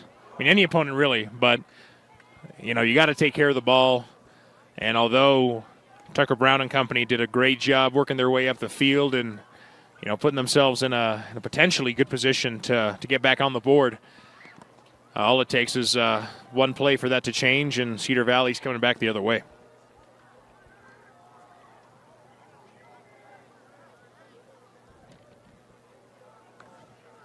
As Landon Johnson hands this off, and he's got room to run to the outside, and he picks up a lot of yards on that one. Number 2, Cole Christensen, as flags fly. Pushed out of bounds by the Hawks, number 26, Bennett Coaster. There is a penalty marker on the field. Flag on the play. I think this one is going to be unsportsmanlike conduct, Mike, but we shall see.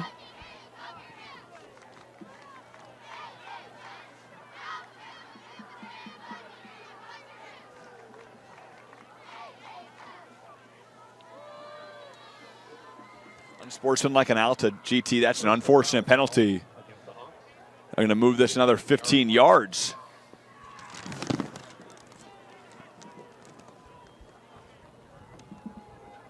Yeah, things going from bad to worse here for the Hawks. Cedar Valley with seemingly all the momentum here, Mike. As Alta sets up in man coverage.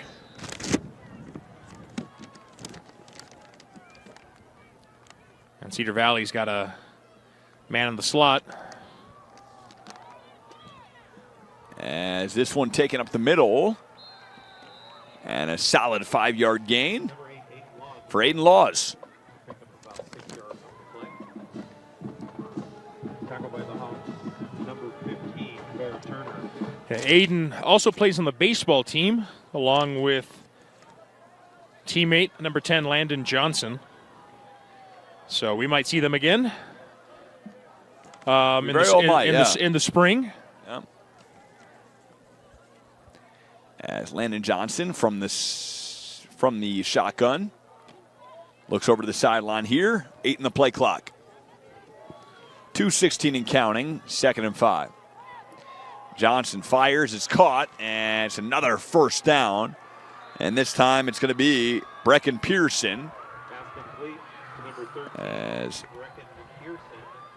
the Aviators now at the 40-yard line, GT. Davis. That's good enough for a first down for Cedar Valley at the 40-yard line of Alta.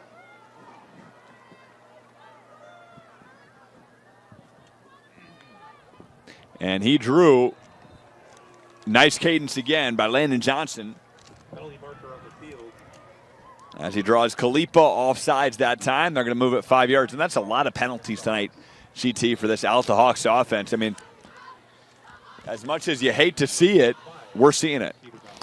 Yeah, and you know, we keep talking about it tonight, but I think we really have to tip our hats to Cedar Valley's offense for, you know, getting them to jump and kind of throwing them off guard a little bit.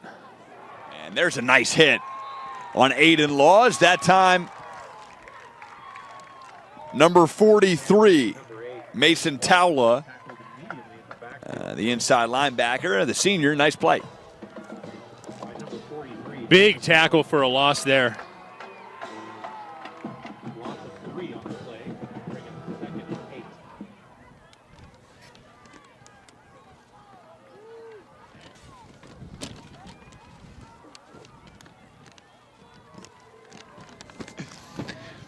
Here we go, 2nd and 8. Johnson finds a man. It's caught by Jason McClellan, and he's about a yard or two shy of the first. Pass complete to number 4, Jason McClellan for 8 yards. Tackled by the Hawks, number 39, Nito Fanua. Fanua on the tackle. I called him Funa earlier, GT. And sorry for butchering your name, son. Hey, I'm sure he understands. You're not the first person to mispronounce his name. It happens. But always helps when you have a phonetic roster. I feel like that is nice. Yeah. we've gotten that from a few teams. Yeah. We have very easy last names to pronounce, but Cole Christensen on the going. hezzy, and he works his way in for a first down. Number 2, quarterback keeper around the right side, Cole Christensen, picks up about 4 yards on the play. Tackled by the Hawks, number 25, Riker Ellis. It's going to be a 1st and 10. When we return, we're going to step aside here as an end of the third quarter.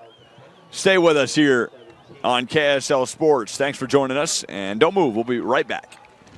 All right, we're back in the fourth quarter. Garrett Thompson, Mike Goodkind. Wednesday Night Lights. Cole Christensen takes the snap and finds his way in a gain of 4.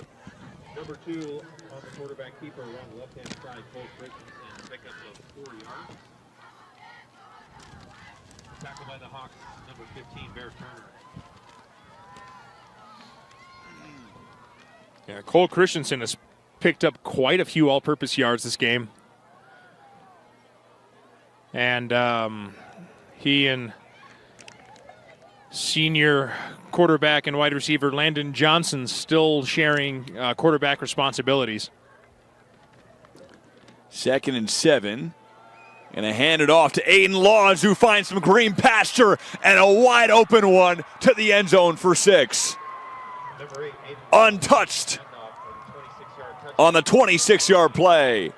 23-10. Aviator lead.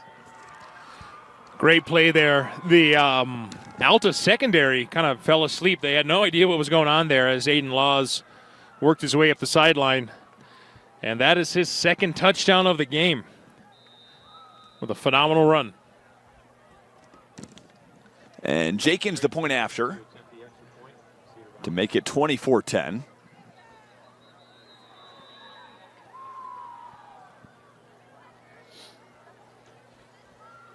penalty marker on the field. And there's a penalty marker on the field.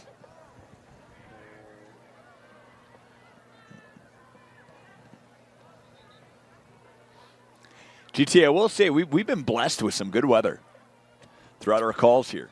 We really have, yeah, and like we talked about earlier, it's going to get colder here. The high for Friday in Salt Lake City is 51 degrees. Utes game on Saturday is going to be pretty chilly as well.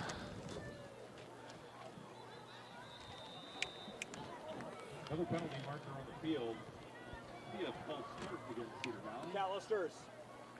5-yard penalty. My paper fell. Thank you. Want me to go get it? Thank you. We got someone coming down to get it. Thank you so much. Oh, it's okay. No. If he could just, is it open underneath there? He's coming down right now. He's coming down. And they went for 2, throw to the end zone, and Fake extra point attempt by Grayson. the fake extra point attempt was broken up Falls incomplete. by Jenkins, falls incomplete. And apologize for that, folks. My roster fell on a windy night here, and our good friend Quentin Psyche gets it for me. All by the help of Lindsay and John McAllister. Parents of Jack McAllister down there doing me a service. Yes, thank you to the McAllisters. And, man, this wind is blowing stuff all over the place, Mike. My scouting reports are falling all over the place. Your rosters are all over the place. And I think for the rest of the game, we're not going to set these down. Start putting some sort of paperweight. No, yeah. We got Quentin. Quentin's been good. Thank God for Quentin, man. Yeah, absolutely. Yeah, I'm going to use the thermo flask as a paperweight whenever I set this down. I won't forget. The thermal flask is our weight. The 40-ouncer, I got it recently. My mom actually sent it to me, so shout out, Mom. That's a not Miss Thompson. As kickoff to the 5-yard line. Evan Morton takes it out. He's got some room to run here. He hesitates and works his way to the 25. Still on his feet. Evan Morton. Wow, to the 35, 40, 50. And a flag flies on the play. Evan Morton almost found his way to the end zone. At the 5-yard line. Brings it up the right-hand side of the field. That's Here's a penalty marker. going to be on number 20 for Alta. That's Kay Centaure. Yeah, there was a bit of an altercation there in the backfield as Morton was returning that one. That was interesting. Evan Morton almost just broke away for 6 points there. If you don't know this already, Evan Morton is a track athlete, and he has already broken the school record for the 100-meter dash. So he's very fast, and I think he might have been robbed there of a potential score. Yeah, but he'll get some deja vu here, GT. They're going to redo it. Absolutely. All right, redoing that one.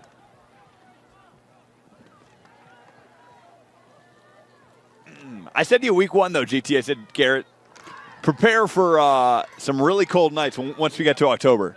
And through the first 2 weeks of October, it's been like in the 70s all day, 80s, and no complaints. It's kind of how it was last year, and or the year before. I might be mistaken, but anyways. Year before, yeah. I think last year got cold pretty bad.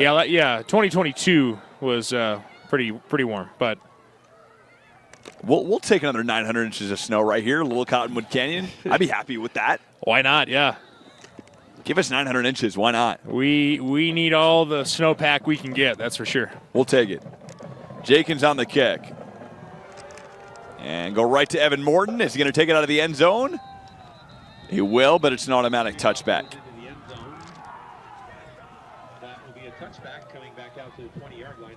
Hawks will start 1st and 10 from their own 20 with 10 minutes, 58 seconds to play in the 4th quarter. And if you're Evan Morton, GT, you're hungry for a touchdown right now. I will tell you that. You are, yeah. I think Tucker Brown is going to look to target him in the slot.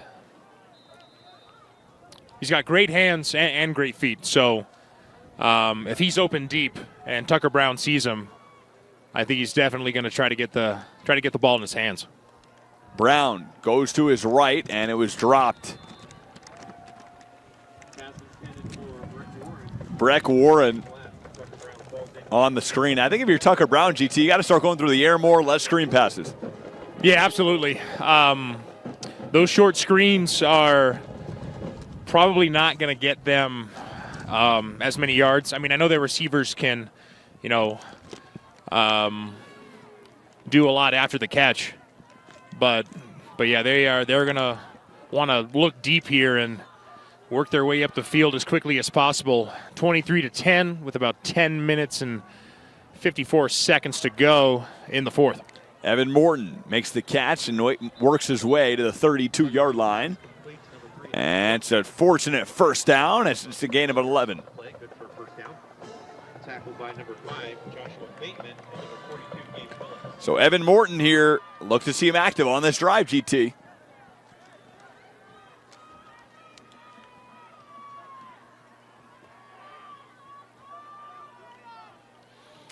Yeah, they're looking for him. As they go to him again and just right through his hands. Around pass intended for number 3, Evan Morton. Late. Evan Morton, though, GT, just a sophomore, and he's a good guy to fill in those shoes of Matt McKay next season.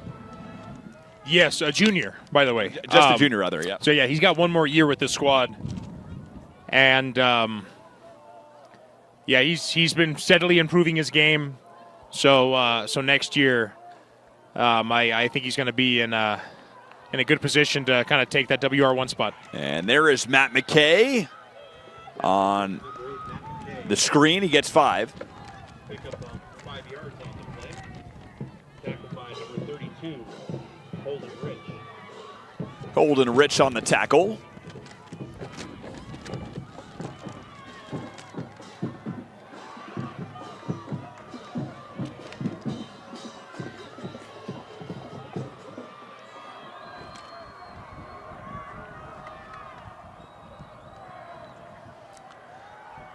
And Brown's going to flood the pocket here. He fires, and it's broken up. Nice play. Number 77 that time. Right around pass Adley Billings, a clutch play to make it a 4th down. Yeah, and that Cedar Valley sideline was going crazy after the end of that play, forcing a 4th and 5 here for Alta. You got to go for it, GT. Yeah, you really do. Yeah, they don't have much of a choice here. 2-possession game. But, yeah, Cedar Valley anxious to finally break that 7-game losing streak.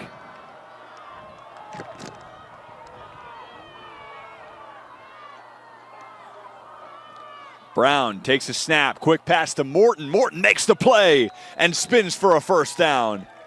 And just when your heart's pounding enough, Evan Morton, a sigh of relief. Yeah, quick route there, Mike. But that was pretty much the ball game, GT, if he doesn't make that play. Yeah, absolutely, yeah. Found him quickly. And Alta getting fired up here. They want to keep pushing the ball up the field and get back on the board as soon as possible. 1st and 10 from the 45. Tucker Brown in the pocket. Lets it fly down the field. Has Evan Morton. And it was knocked away. Good defense. Ty Krinke. A nice defensive play with 9:52.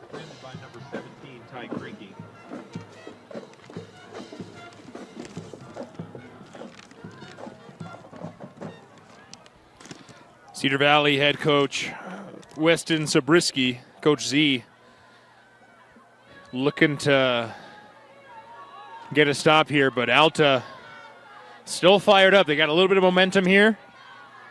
And Alonez lining up next to Tucker Brown.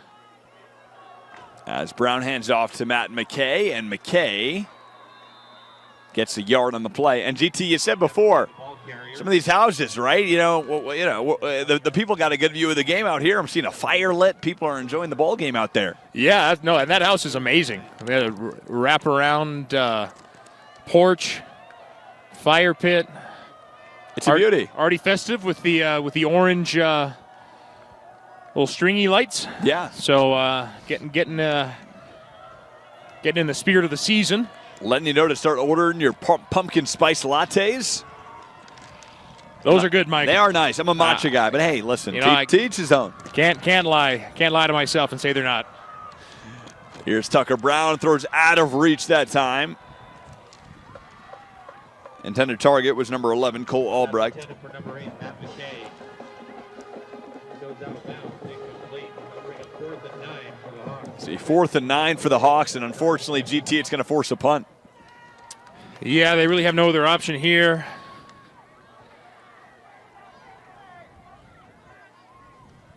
And I guess try to pin him back on their own. Yeah, Cedar Valley, again, does not have a guy back to receive, so. All right, they're just going to. McAllister gets it away, and it takes a solid bounce to the 1-yard line, and they do pin him. What a punt. Phenomenal punt. That was as good as it gets, literally. Able to stop the ball at the 1-yard line. And so, game not over yet for the Alta Hawks. Kaysen Torrey, what a play falling on it there on the 1-yard line. GT, that was an athletic play. He doesn't do that. Goes into the end zone and gain a 20 pretty much on the play. Yeah. He followed the ball carefully, made sure not to, tip it anywhere, but fell on it at the exact right moment. So from their own 1-yard line, the Alta Hawks the Aviators 1st and 10. Landon Johnson. Here we go in space, and a nice tackle by Bennett Coaster. Nonetheless, number 35, Murdoch, to the 8.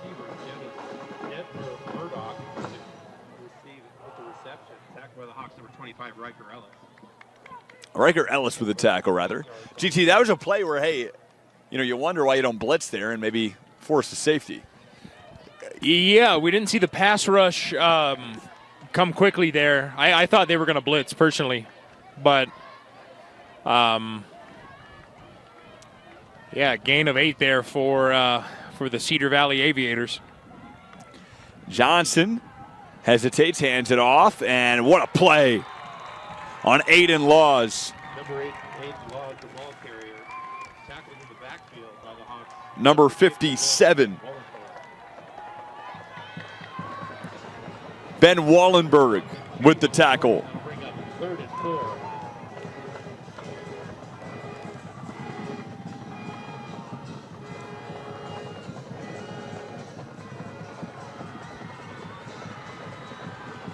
.36 on the clock. And it's going to be a 3rd and 4 here, GT. The Alta Hawks fans into it. Feet start to hit the bleachers. Johnson takes the snap. He lets this thing fly down the opposite end of the field. What a catch to the 36-yard line. None other than Michael Jordan's 23. Pass complete to number 23. Luke Ballard. A clutch play late here. Very clutch play, Mike. That might be the play of the game. Was 3rd and 2.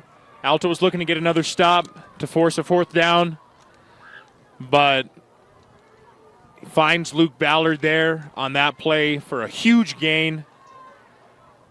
And they got the ball on their own 37. GT, and when people say this is why we play, it's moments like that. Yeah, it really is. What a nice play by Luke Ballard. Handoff to the outside. He cuts in, and it's another 1st down, that time number 13. Pearson.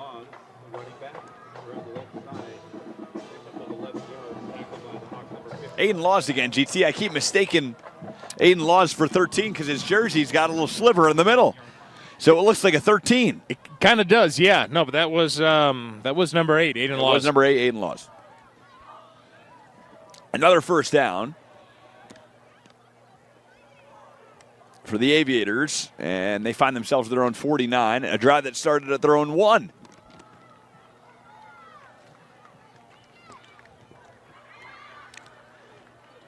And Johnson hands it off to the outside, and nice tackle Number 2, the ball carrier, Cole Christensen. by Bear Turner. Cole Christensen on the carry, and it's a gain of none. Bear Turner. No gain on the play. I think Coach GT is just going to run the football here. Yeah, no, that's pretty much the strategy when you're up in this situation. You want to burn as much clock as you can.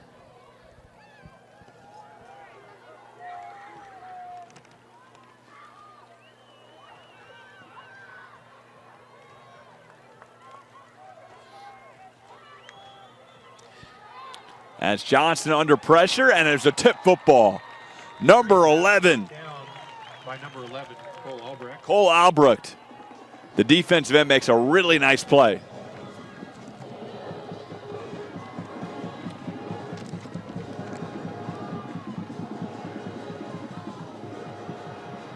That'll bring up a 3rd and 10.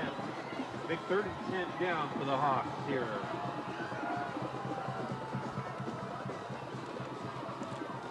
And they rush to the line here, GT, in the backfield, Aiden Laws with Landon Johnson, 5:15 on the clock. And Johnson trying to cadence them offside. And Johnson looking to the sideline. And Johnson under pressure, avoiding the sack, stays on his feet. He's going to let it go down the field, and it's caught. What a play. Another one. Number 35, Detmer Murdoch, bailing the team out. And what athleticism in the pocket from Landon Johnson. Landon Johnson did a great job scrambling there. I thought he was going to get sacked. He was under a lot of pressure. And all I can say is that one is also going in the highlight reel, Mike. Just a great play by Johnson. And Murdoch open for a huge gain there. That was about a 12-yard gain, Mike. When our very own Vince Francis has to go cut clips, he's going to look at that one, I think. He is, yeah. And the one just prior to number 23, Luke Ballard. But Vince, you know he's looking at those two for the KSL Sports Rewind Instagram page, is he not? He is, yeah, absolutely. Quarterbacks avoiding tackles, scrambling. I mean, kind of reminded me of Patrick Mahomes there for a second. Yeah, Just elusive in the pocket. Yeah, very elusive. Also, didn't exactly sidearmed it, but kind of did, at least from this angle. Yeah. And he was throwing on the move, too, which is never easy. You know, it's been a really good game. The score doesn't necessarily show, but it's been a great game, GT. 5:03 on the clock, 23-10, and Aviators knocking on the doorstep of more damage. Aiden Laws cuts his way back inside, gain of 3. And, Mike, we got a few Sandy police officers clearing the field behind us.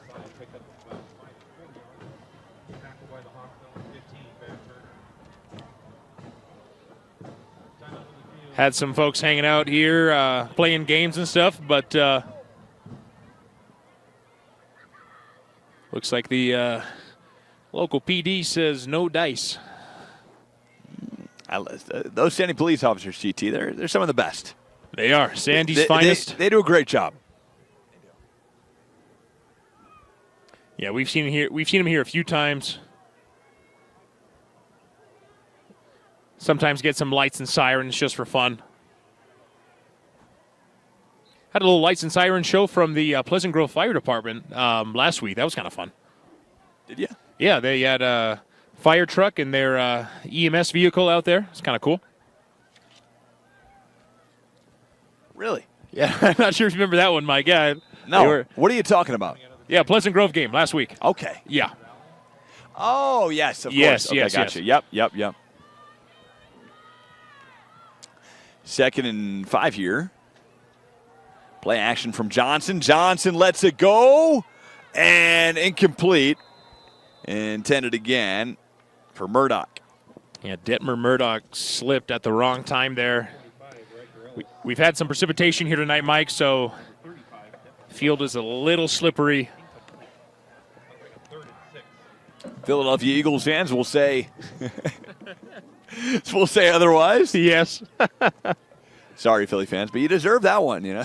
I got a buddy who plays for them. Went to high school with him. He was a wide receiver in high school, played wide receiver in college for Oklahoma, and briefly at Auburn, then to SMU, Grant Calcaterra.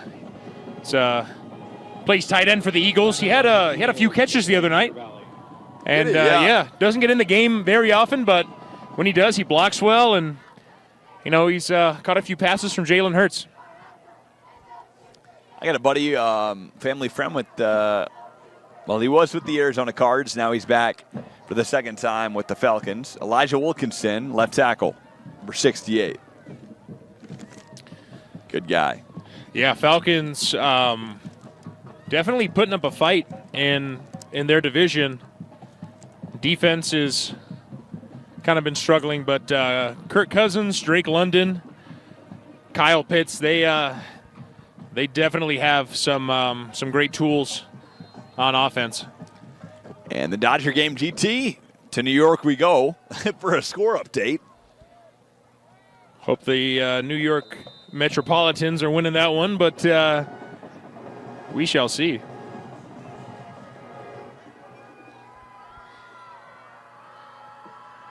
And the Dodgers are winning 8-0 mid-8th here.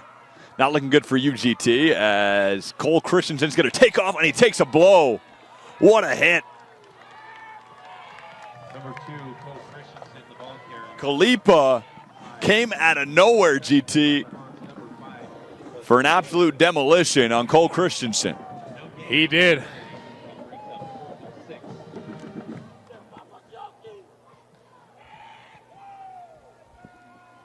Got some fans that are loving that one. They like that one. And it was a big stop. Because now, GT, we're talking 4th and 5, and they're going to go for it here from their own 30. I mean, I don't see why you wouldn't. You're not going to get a field goal. You're not really going to punt it from this distance. Go for it. Why not? Yeah, why not? And here comes the pass rush. Johnson fires towards the end zone and out of reach. Uh, Pass intended for number 4, Jason. intended for McClellan, the hot receiver on the route and on this team. So the Alta Hawks will take over on down GT. The Hawks with a timeout left here. Got to be strategic, but see what happens with 3:56 in the game. Yeah, Mike, they got to get on the board quickly here as they take over on their own 28.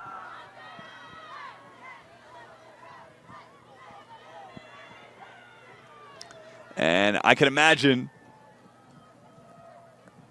this Aviators team is going to play deep as Tucker Brown, avoiding the sack, somehow stays on his feet, and he rushes with the football. He's got room to go to the 40, 45 to the 47. Tucker Brown, what elusivity in the pocket.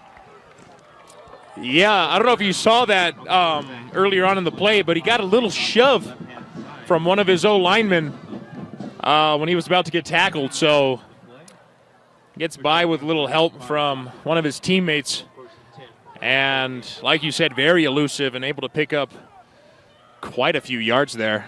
What, 20 yards on that play, Mike? Yeah, it was beautiful. Well done. Tucker Brown from the shotgun. Under pressure, lets it go. Morton's there for another big play. Number 3, Evan Morton. And to the Cedar Valley 27-yard line. Play by number 8, Aiden Laws.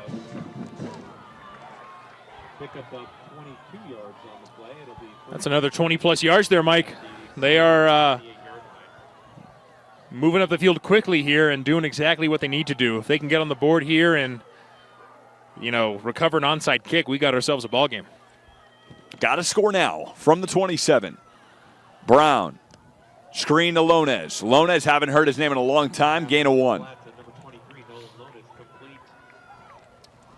Lonez able to run it out of bounds pretty quickly and stop the clock there.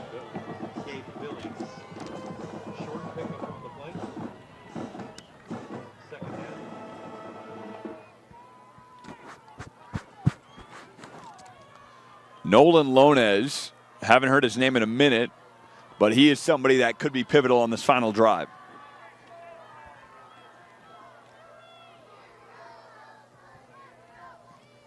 Brown over the middle. Yes, Evan Morton again to the 16-yard line and another first down.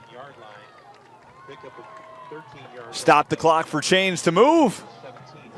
And the clock moving again with 3:03 to go. Brown takes the call from the sideline, comes back out. Clock moving down to 2:54. One timeout left. They're not going to burn it. Blake Burdett and company going to be conservative with that timeout. Well done. Brown to Lonez. Lonez had some green grass in front and works his way to the 5-yard line. I didn't know what to say there, GT, but nice play.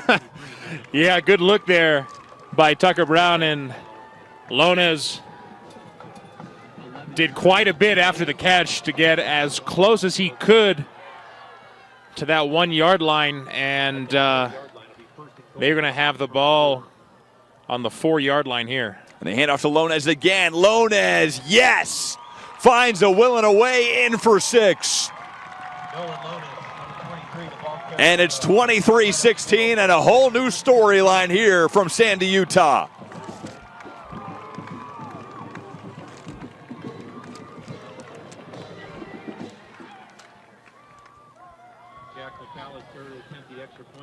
And Jack McAllister, the soccer player who missed the first 2 kicks here tonight due to being at a soccer tournament, back onto the field. Yeah, we were wondering where he was, but then we talked to his parents during halftime, and it turns out he's at a soccer tournament. Great soccer player. We got a lot of good two-sport athletes on this Alta team, and quite a few on Cedar Valley as well. So McAllister nails the extra point. And only down 6 here, Mike. So if they can recover an onside kick, they really got themselves a chance here. Even not, GT, we're still talking 2:32. You got a timeout. Obviously, no 2-minute warning because it's high school football. Right. But nonetheless, they're in a good spot. They are, yeah. They don't need to kick that onside kick, but I'd be curious to see if they do. And just when we thought that was all she wrote, GT, Tucker Brown and company said that's not all she wrote. We got something to say about it. Yeah, Nolan Lonez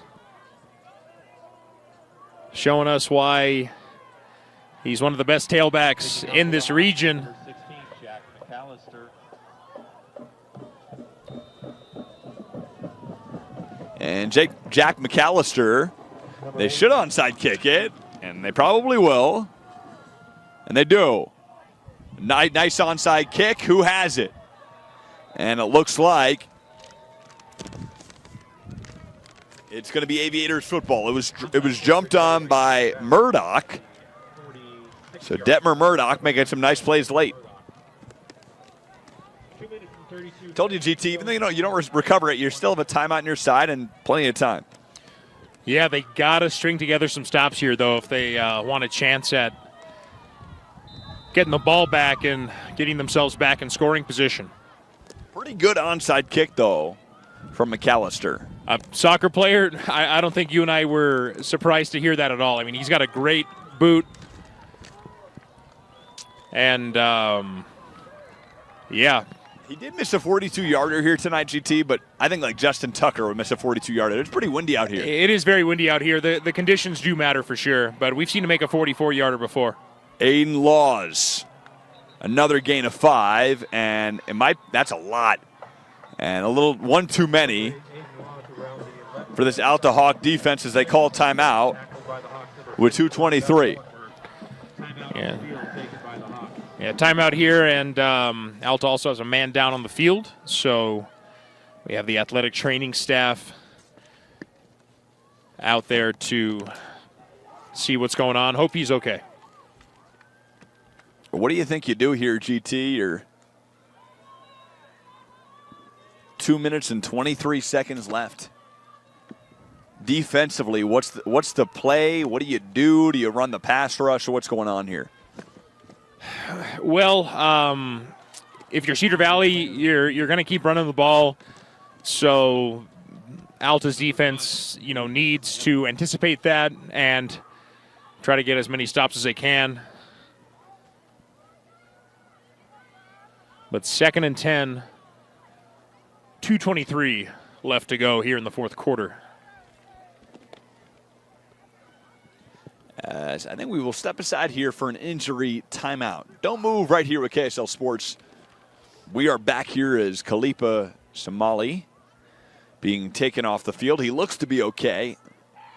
And a major piece of this Alta Hawks defense. Yeah, absolutely. The senior middle linebacker leads this team with 12 tackles a game.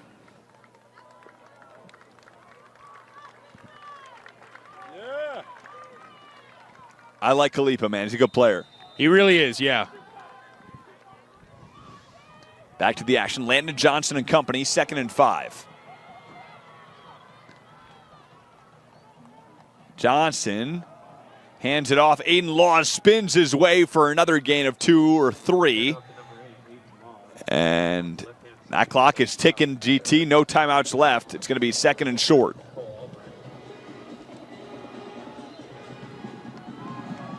GT, now you just send everybody. Yeah, you really have no other option here. Cedar Valley and company doing the right thing. Burning clock. They are anxious to break this 7-game losing streak. I think this team has been doubted a lot this season. They also went 2-9 last season, so they are definitely looking to redeem themselves. They're very talented, as we've seen here tonight. Aiden Laws up the middle. Was it a stop? It looks like it is. GT. Wow.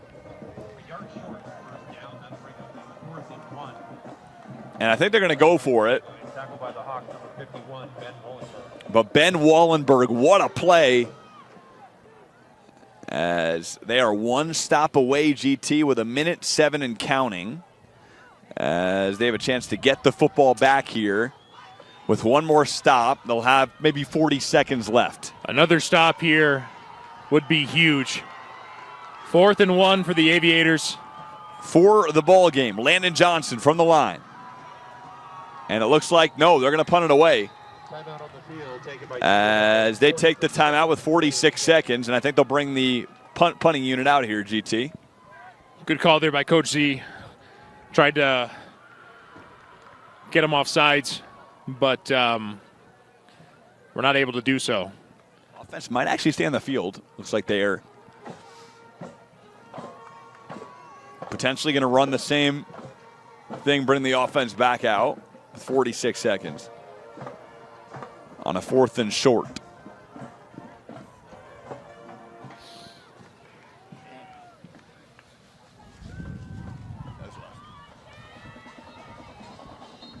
And the ball game here,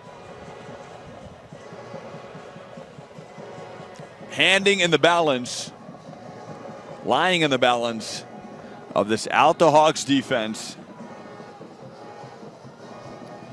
Really all comes down to this play here.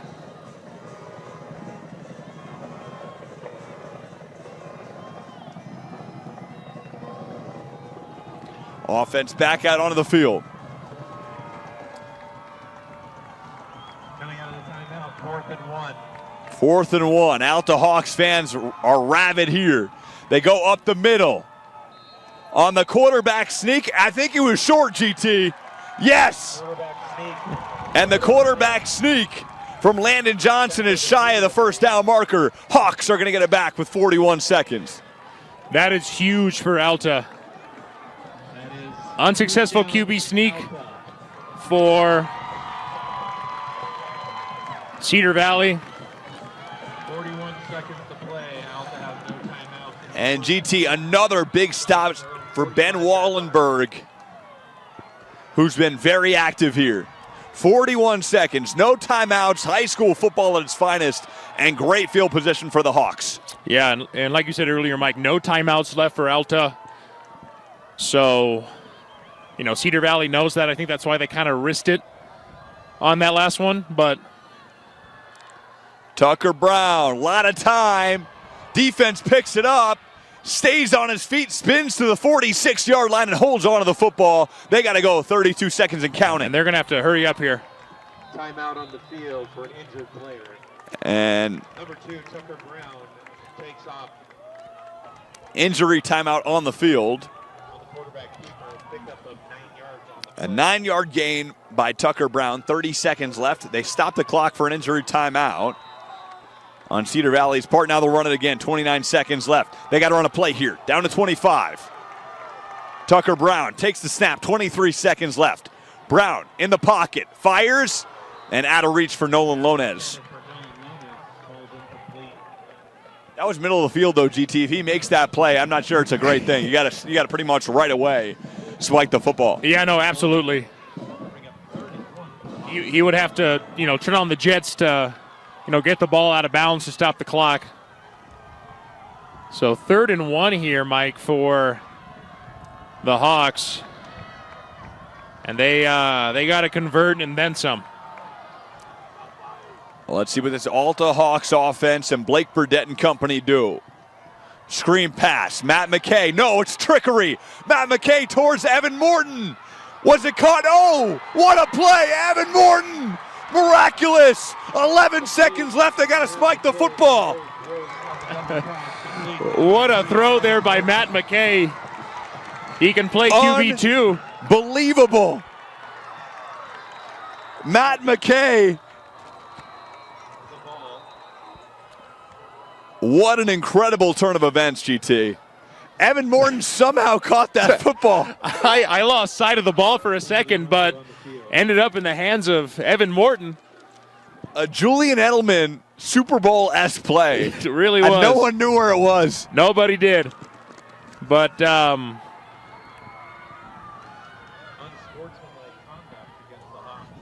unsportsmanlike conduct flag thrown against Alta. That's going to be huge. They were, Wow. 5 seconds left here. And the refs seem to be talking this one over. There's got to be a few more seconds added back onto the game clock.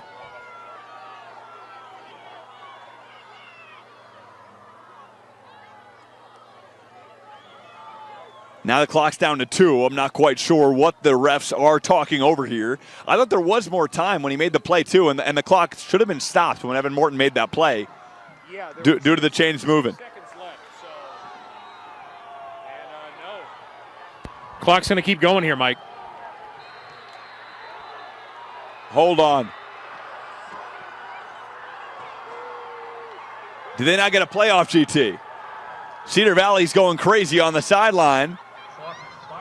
And I think they're just saying expired clock after the penalty as the refs just let it go, and Cedar Valley's going to come away with the victory. Alta fans not happy about that one. I'm not sure what the officials were doing there. I mean, they...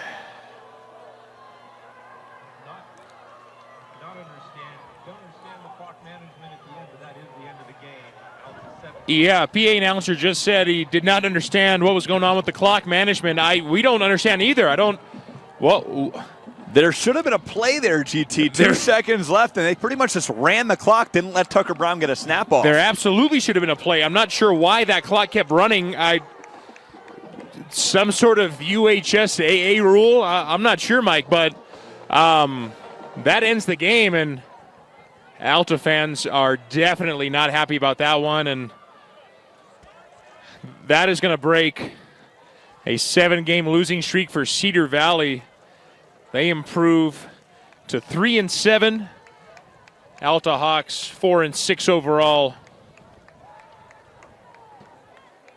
An absolutely heart-wrenching loss for the Alta Hawks, GT, after a miraculous throw and catch from Matt McKay to Evan Morton. We wish you a safe trip home. Evan Morton makes the play of the game, play of the year, play of the week. At least play of the week. Yeah. Evan Morton did a great job running that deep route, made a huge play, but the Alta Hawks not able to, make that final play at the end. I wanted to see him snap the ball one last time just to kind of give him a chance, Mike. But yeah, no, I think that as a broadcaster, that's all we wanted to see. Just they had time for one more play, and no one really knows what happened with the clock there, but the clock expired, and so the game ended. Wow. Are we going to take this to the booth, or should we call it a night?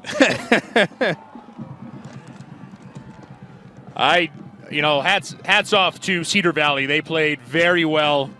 Offense was firing on all cylinders. They made some big plays when it really mattered most.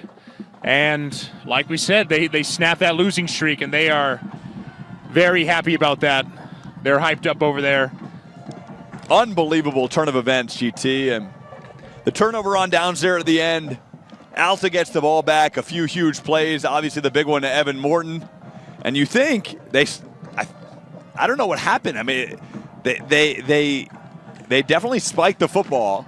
They did. They did stop the clock. And then I think a penalty happened, and they just ran the clock. I mean, yeah, a flag was thrown, and then clock started running, and then it eventually just expired, and that was the game. But if a flag is thrown, that stops the clock, though. Yeah. Penalties stop the clock. So I think Tino and company are ready to go home on us. Yeah, we'll hear more about this from our colleagues over at KSL Sports. But yeah, big win here for the Cedar Valley Aviators. 2 touchdowns for Aiden Laws and a touchdown for Jace McClellan, and they win 23-17 here at Alta. What a game. Unfortunate loss for the Hawks, but we're going to do it. That's going to do it for us. That's going to do it. We're going to do it. We're going to boogie on out of here, folks. Thanks for listening in with KSL Sports Rewind. Heartbreaker here from Alta, but a fun one nonetheless. We'll see you in 2 weeks for some playoff football. From all of us here at KSL Sports, we appreciate all the help. Quentin Psyche, the son of Tino Psyche. Tino also in the building with us here, running the camera. Garrett Thompson, all my good kind, saying Be good, be kind. Mike Goodkind is out. Thanks for watching. See you next time.